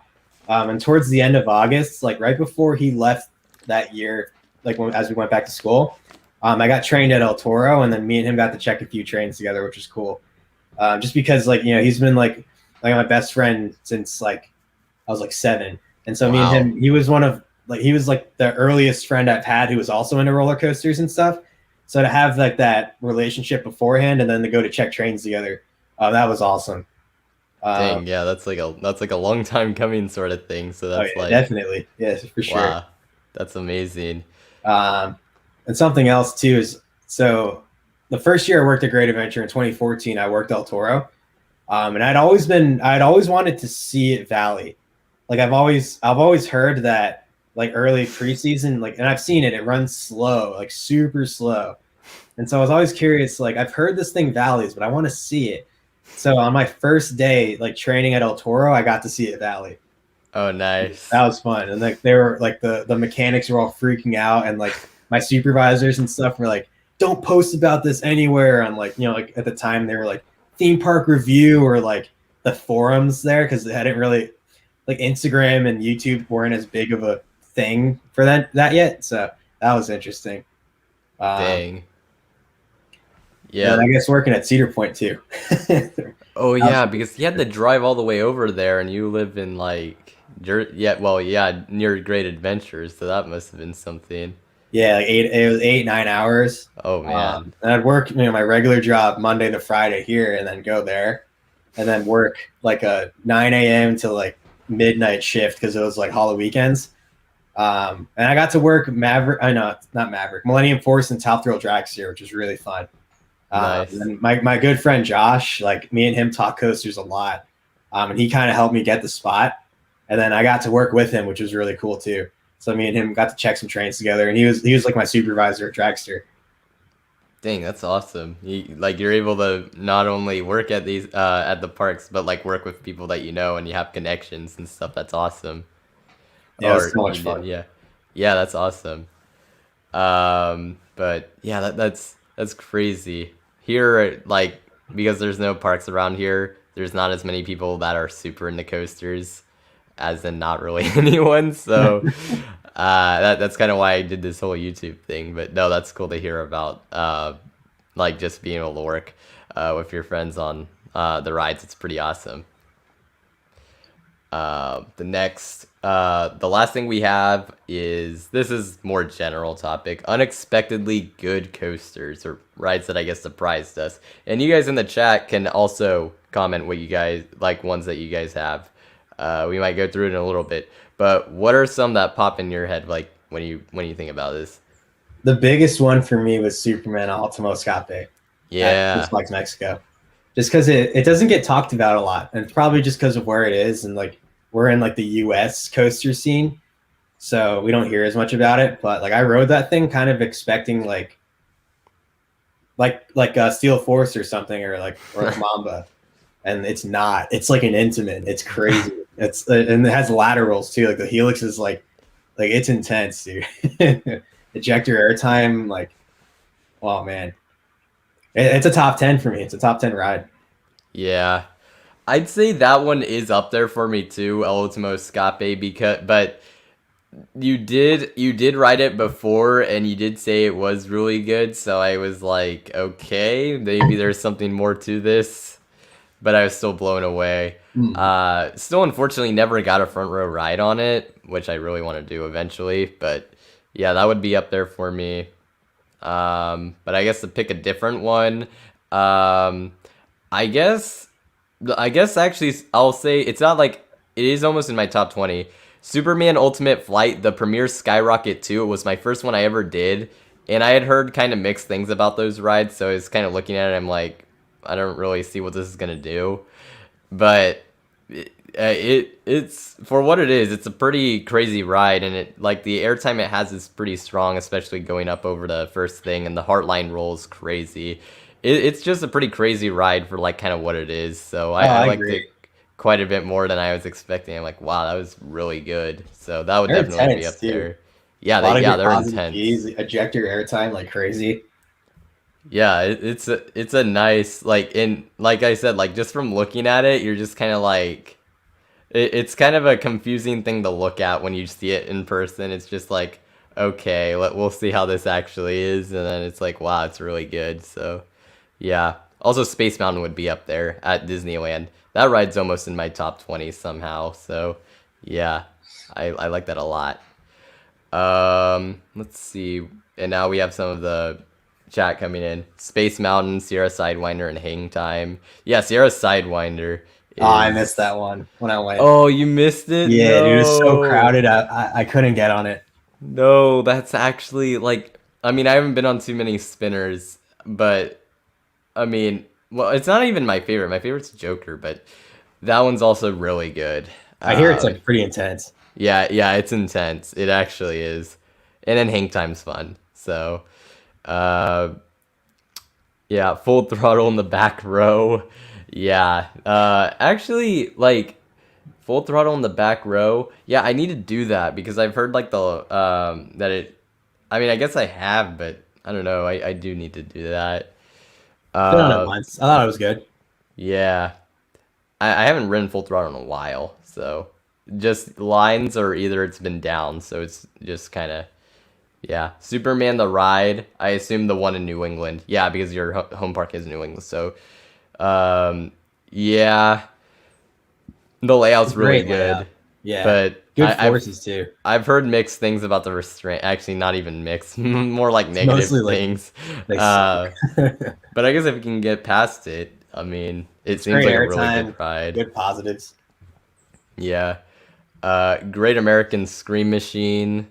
I assume the Over Georgia one, which you also, I think, like quite a bit, right? Yeah, actually, I could put this one on this category too. I thought it was awesome. Yeah, some people are starting to like it, which I'm surprised. It gives airtime in weird places. Like you'll be like most of the way down a hill, and all of a sudden you'll just get launched out of your seat, and it's just ridiculous. Honestly, it's rough though, but it's fun. Yeah, I mean, this isn't one of my top bucket list coasters even at Over Georgia by any means. I mean, I guess it's a little... I definitely will try to prioritize it a little more now, but I've been to Atlanta twice, but it's been at the wrong times of year to go to Over Georgia, so I need to get there. And it was before Twisted Cyclone existed, so... It's a good Six Flags park. Yeah. Carolina Cyclone. The ejector on the drop is really surprising. If not that, you would say Dominator. Yeah, I've heard good things about Dominator. So yeah. Carolina Cyclone's good too. I kind of grew up with that ride because my grandma lives like 20 minutes from Carowinds, so we would go all the time. And then when we try to go to Carowinds when we visit, and like I rode that thing so many times. So yeah, I definitely agree with you on that. I'd actually say one of them, I don't know if it was necessarily a good ride overall, but Corkscrew at Cedar Point, the first hill is surprisingly powerful. Oh, yeah, totally. It's like, it jolts what you up. the heck? It is the landing from it was pretty painful in my experience, but it was worth it, so, yeah. Yeah, it did the thing again, where it went down. So I lost my place. Oh, Exterminator at Kennywood. That's the indoor spinning wild mouths. I haven't done that. It's actually really good. It's just like a Mauer spinner, but like just it being inside and like it's like in a sewer, it fits really well actually. Yeah, that seems pretty cool.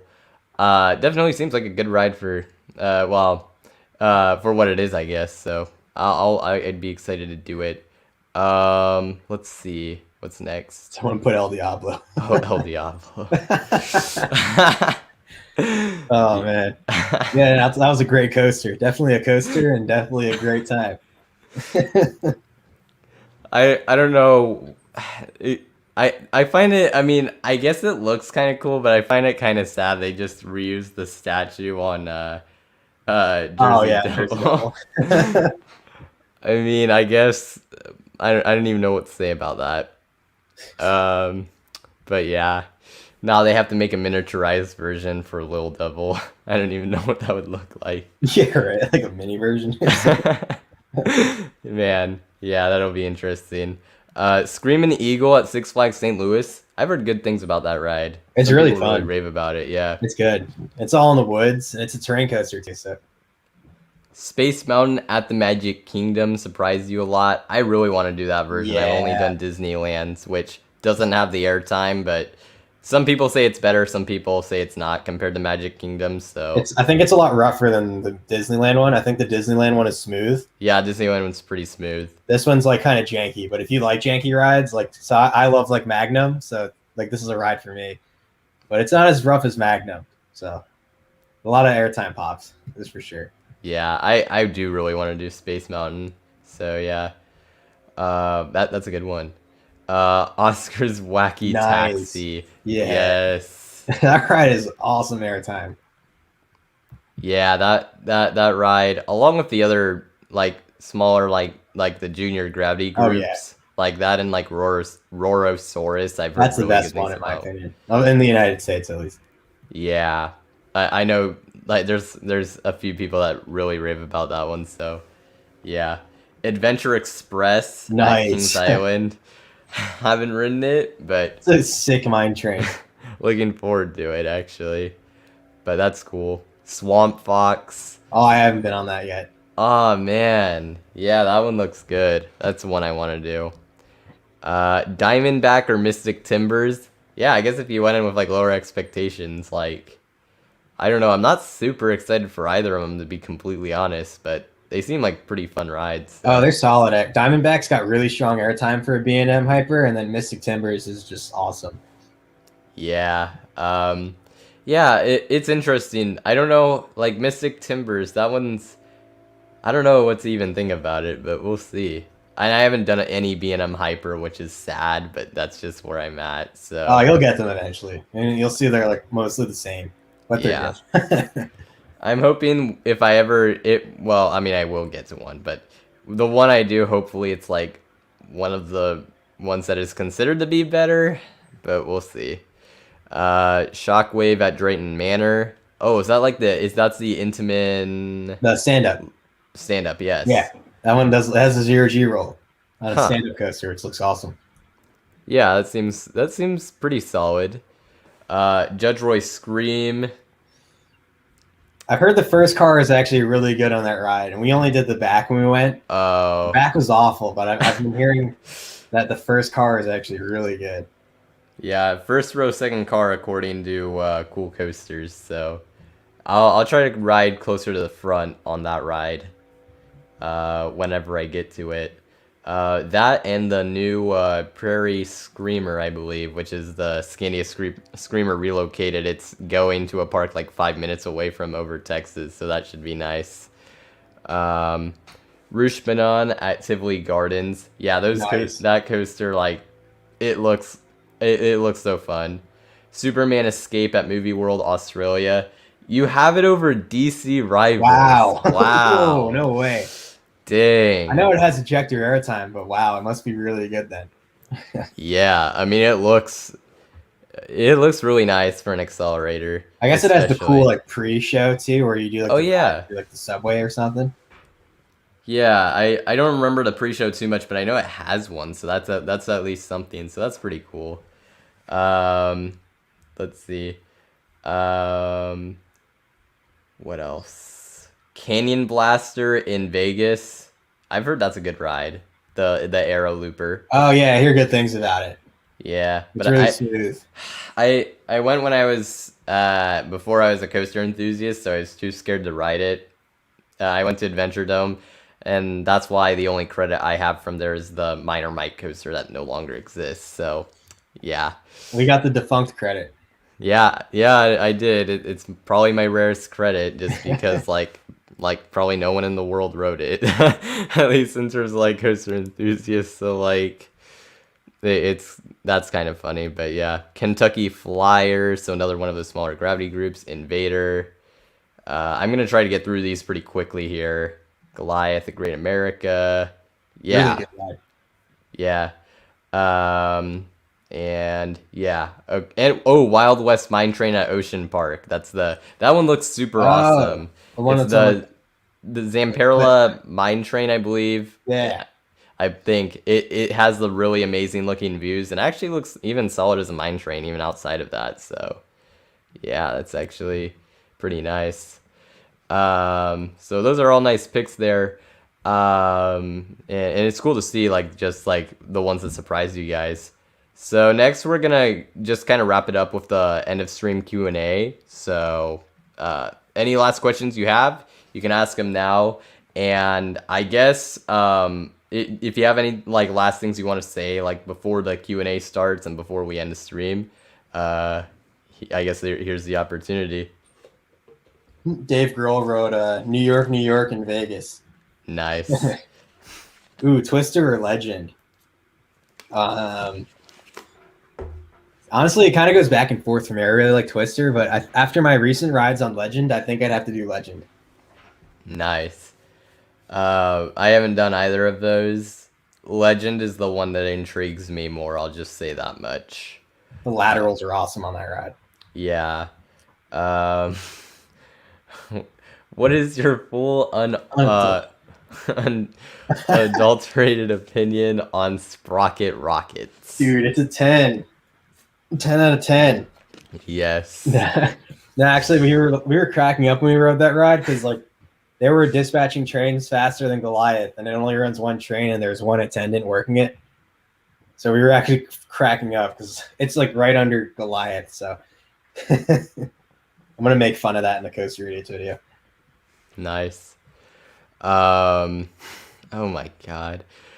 When are you all coming to Swampy Jack's Wongo Adventure in Panama City? I don't even know what this I don't even know what that is. is. I don't even like what in the world. I've like this is in like what the heck? Eventually, I guess. Yeah, right. Yeah, if they got a credit, then I'll need all the credits eventually. Yeah. Let's see. How was the podcast for you guys? It's been dope. Like this? Yeah, pretty good. Yeah. Slaps. Yeah, and it's been like really good up to this point, so it's been awesome. Thoughts on Verbolten's indoor helix? I don't know. It's actually dope. It's pretty forceful. Oh wow. Yeah.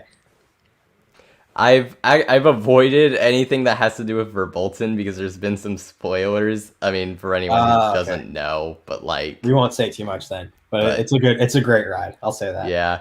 But I think at this point a lot of us kind of know what's in it, even if we haven't written it. So it is kind of what it is. It just scrolled all the way down for me again. The next one is a Great America question. Yeah. Great America, is it a good park? You said it was. It's a great park. It's awesome. Yeah, it's an awesome park. Super well rounded. Raging Bull is a lot better than I thought it was going to be.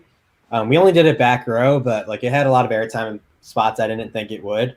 And then Goliath exceeded my expectations. I actually thought it's like one of the better RMCs. Oh wow. Yeah, it's awesome. That's nice. So that's their best ride for sure, but it's awesome. Have you ever tried shark wheels on a trick board? I'm not entirely sure what that is. No, I think those are like, I think they stop. Like they're not, so like if you take a wheel and you kind of put a rubber cap over them so you don't move. Huh. I'm thinking of the right thing, but I don't know. It could be something else. Well, I haven't tried that now. Yeah, I'll have to see what that is.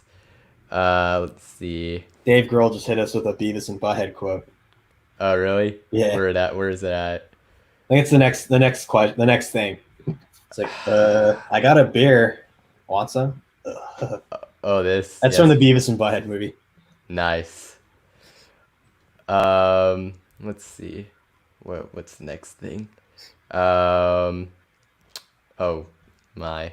Would you rather have El Toro cloned at every Oh my Six Flags God. park or Steel Vengeance cloned at think, every Cedar Fair Honestly, like park? I'll just go with whichever one's more ridiculous. I think Steel Vengeance being cloned everywhere would be like ridiculous. So let's do that.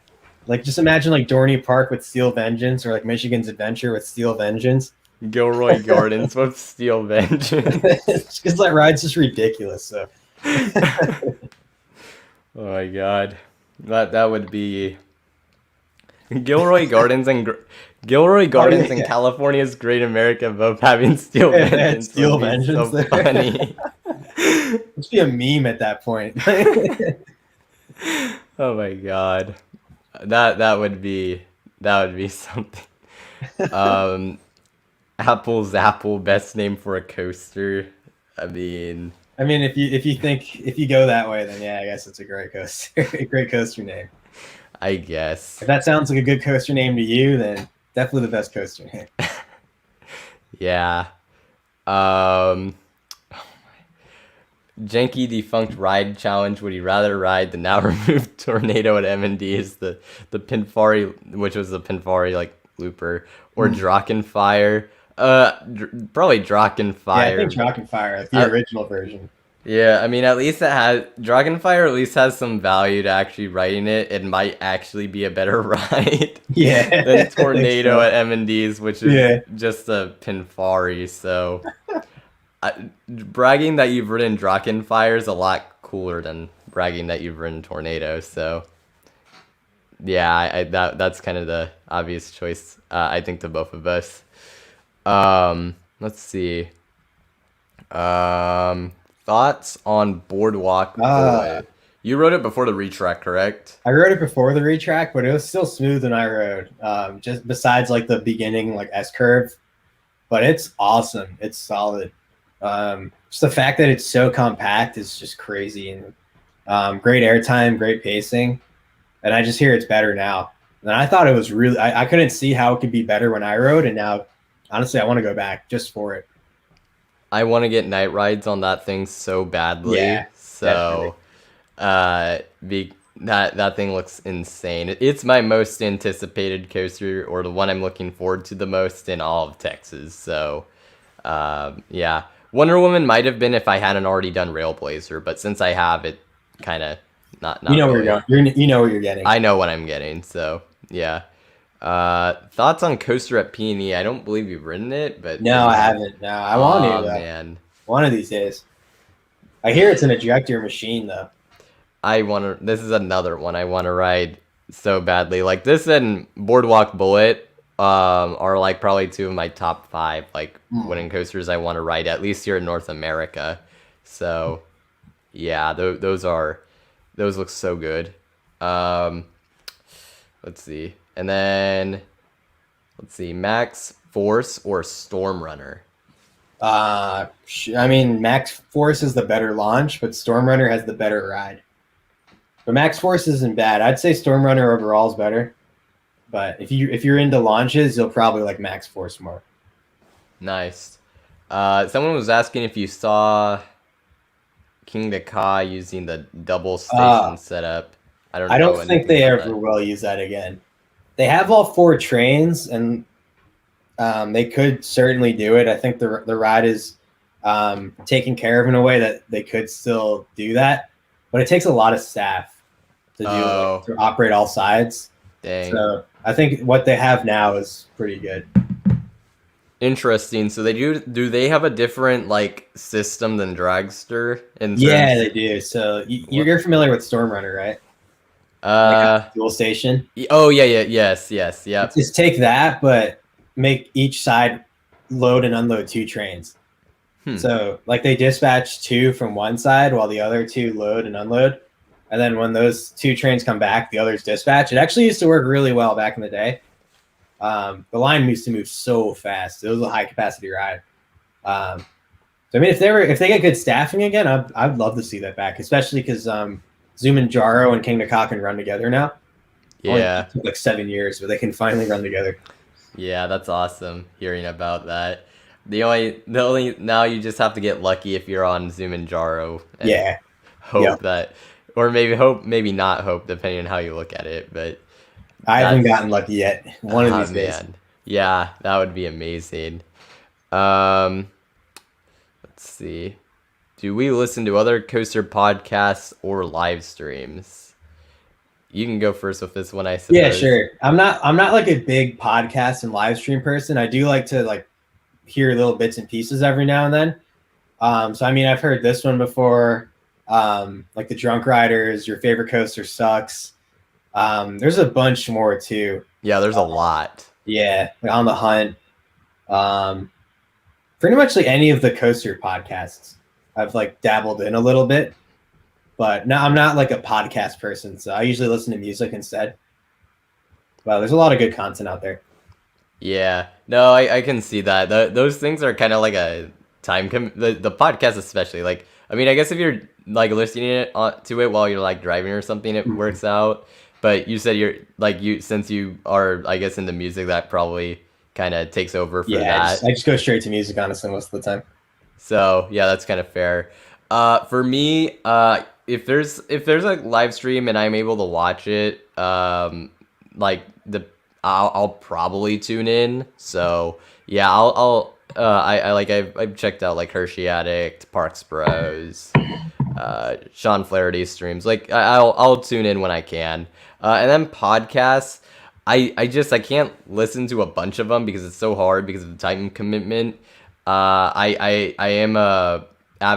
guess I'm a consistent listener of the On the Hunt podcast, but I know Christian, so that's kind of my reason for that. But and it's a great podcast if you guys want to listen to something. But yeah, outside of that, I don't listen to too many other ones. So yeah, but yeah, no, there's a lot of good ones out there. So for you guys who listen to that stuff, there's a lot of really good ones. Talking Trimless is good too. Yeah, rest in peace, but sort of it's coming back actually. So in a little bit, so that should be nice. What European or Asian parks are on our bucket list? Too many. Yeah, too many. I'll just limit it to one and one. Tokyo Disney Sea for Asia, and Europe, I think I'll go with Fantasia Land. Yes. So that's my one and one basically there. For Europe, I do Fantasia Land too. And then for Asia, I've already done like the bucket list ones in Japan. So maybe you're looking at like China. Probably China. Yeah. I mean, there's just so many parks in China. I don't even know where to start, honestly. Maybe like Shanghai Disneyland. And honestly, I don't even know. That's a good one. The problem is China has so many parks and so many coasters, but they kind of don't really have an elite park with an elite coaster lineup. Like the closest thing you have is like Nanchang Sunak Land, which I probably totally butchered, which has Coaster Through the Clouds and Python and Bamboo Forest. So true. Like that's like that's your elite collection. And there's a few Happy Valley parks that have like a Megalite and like one of the newer wooden coasters and stuff, but yeah, it's kind of hard to pick between those. But yeah. Will there ever again be a Tony Hawk themed coaster? Probably that ship has probably sailed. So yeah, probably not. No, I'm sure Tony Hawk would love to have that branding done so he can make some more money. But yeah, I don't think that'll be something you'll see. The only weird way I could see it happening is if, and I don't think Six Flags would do it. Fun Spot was trying to get a professional sports team to be themed to the new coaster in Atlanta, but it didn't work out apparently. So maybe like a Fun Spot park like maybe does a deal that's like, or maybe something else. But I other than that I can't see it. But yeah, Giga Wacky Worm Coaster. Yes. Yeah, why not? Yeah, sure. Yeah, we need that. That'll be great. I'm gonna wrap this thing up within the next 5 minutes. So I'll just keep going through. If there's any questions you see that you specifically want to answer, I'll get to it. But yeah, Next, problematic video. Do you have one in mind potentially? Yeah, the one I had in mind was Rattler at Fiesta, Texas, like the original. Oh, nice. But I'm not sure. I'm not set in stone if that'll be the next one, but that was the one I was working on. Yeah, that'd be a cool one. So, but whatever it is, it'll be really good. So, Oh, yeah. hopefully. Nah, it'll be really good. So yeah. Back in October 2019, Ryan was fighting Airtime Thrills. Yeah, that was a classic, dude. The rivalry. Yeah, that was pretty nice. That was a lot of fun. Most mediocre park you've been to. Most That one's mediocre. hard. That one's harder to think of than a coaster. Like a coaster, I can think of a few immediately, but a park, I'd say Wild Adventures in Georgia. yeah, I That can place, see it that. wasn't bad. It was just nothing spectacular. I don't even know if there's a place I've been because I'm in California. It's like almost all the parks I've been to, they have some quality to them that like keep them from being mediocre. Like I can't really call Discovery Kingdom a mediocre park because they theoretically have a good coaster lineup and it has things that can make it a good park, but it just the way it's run. I mean, that might be my answer, but like even that I kind of struggle with, but I can't really think of much. That's like one of the few parks I actually like don't like, just based off my experience. So, yeah. Let's see, next one. Oh, Medusa Steel Coaster or Twisted Colossus? Both of us can actually answer this. You go first. Oh, Twisted Colossus. Okay. For me, it's pretty close, but I actually do barely have Medusa Steel over it. I have also ridden Twisted Colossus more, and so I've ridden it on better days and worse days, so it kind of works that way. But Medusa Steel, the airtime isn't quite as strong on it compared to Twisted Colossus in my experience. No. Like not even really close. But I don't know. I just like I think the layout flows better. Just for me. It's an awesome layout, that's for sure. And then the inversions on it, I think are really like underrated. Like I think all of them are really good. And I'm not even that much of an inversion person. Although Twisted Colossus, of course, has the Top Gun stall, which is amazing. But I don't know. Just doing Twisted Colossus over and over again, it gets a little annoying after a while. Like having to go up the second lift hill, it kind of kills the pacing. Especially if you're not racing with another train, which unfortunately that is at best pretty hit or miss. I got lucky when I went. Like we dueled pretty much every time. Oh, Like, on wow. both laps. So that's the only experience I've had with that ride. So that's all I know. So Dang. I loved it. Yeah, you got lucky there. For me, a lot of the times it doesn't do that, so that kind of, I don't know. Like I said, it gets a little annoying after a while just because I've done it so many times. But both of them are absolutely incredible, so you can't go wrong either way. Someone asked about favorite genre of music. All right, I need to find it. It's the Coaster Scorpion. Coaster Scorpion. I just want to try to highlight it, but you can answer right now. So My favorite genre is pop punk.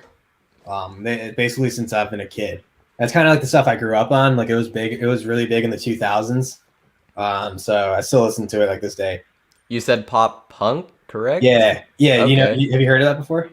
I not too often, but I'm sure I've heard songs that would be under that category or genre. I just haven't heard. Do you know genre. like Blink-182? Or Yeah, I've heard of them. I don't okay. I don't recognize songs too well, to be honest, but I'm sure I've listened to their things at certain points. Some of the bands like Blink-182, Newfound Glory, stuff like that. Yeah. All right, nice. I myself, I don't, like I said, I'm not super into music, so I don't really have a like favorite genre. I think they're all they all can be good. So, I mean that's a pretty boring answer, but like I'm like just not super into it. So, yeah. I guess we'll do one more question. I did see a good one. all right. From Dave Grohl. Get me it. Chris McRae. If you could Okay. operate one coaster forever, what would it be and why? Ooh.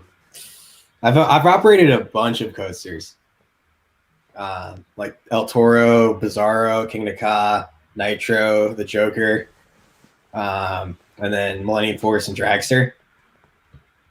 And I guess of those, Dragster is like the funnest, but it breaks down all the time. El Toro is like at heart my favorite, but it's hard to work. It's tiring. If anything, I'd probably take Millennium Force because it's like El Toro, but it's not as tiring. The same like operating cycle, but Cedar Fair gives you a crew of people to work with.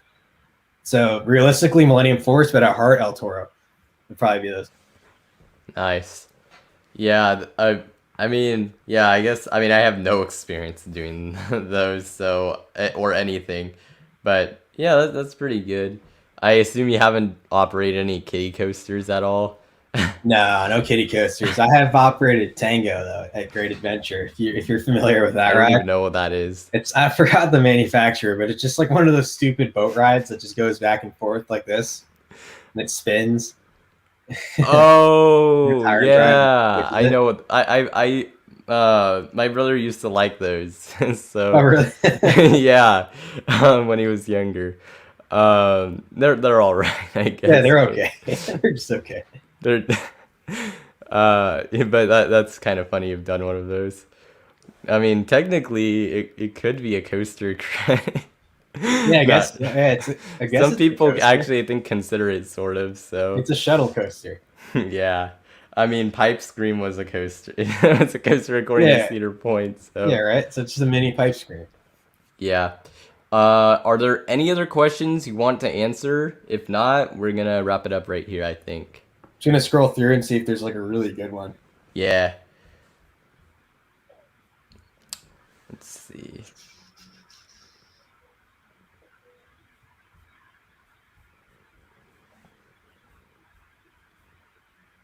I'm trying to see if I can find something myself also. I just saw someone mention Green Day. It's my favorite band actually. Nice. I think we pretty much hit everything. Alrighty. So kind of skimmed through stuff. All right.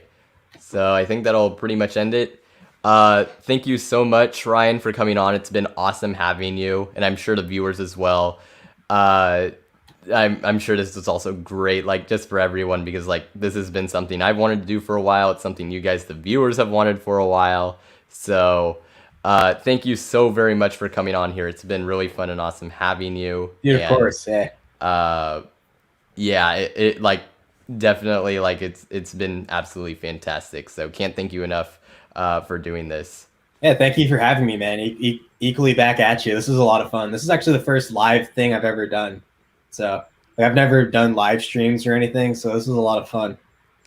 Yeah, that's like kind of the beauty of like this whole thing is like sometimes we get some content creators where it's like they're not really ever live or they hardly ever are. So it's really nice to do it in this setting, and that's it's just awesome to see it and do it. So yeah, like I said, thank you for coming on, and it's been an absolute blast.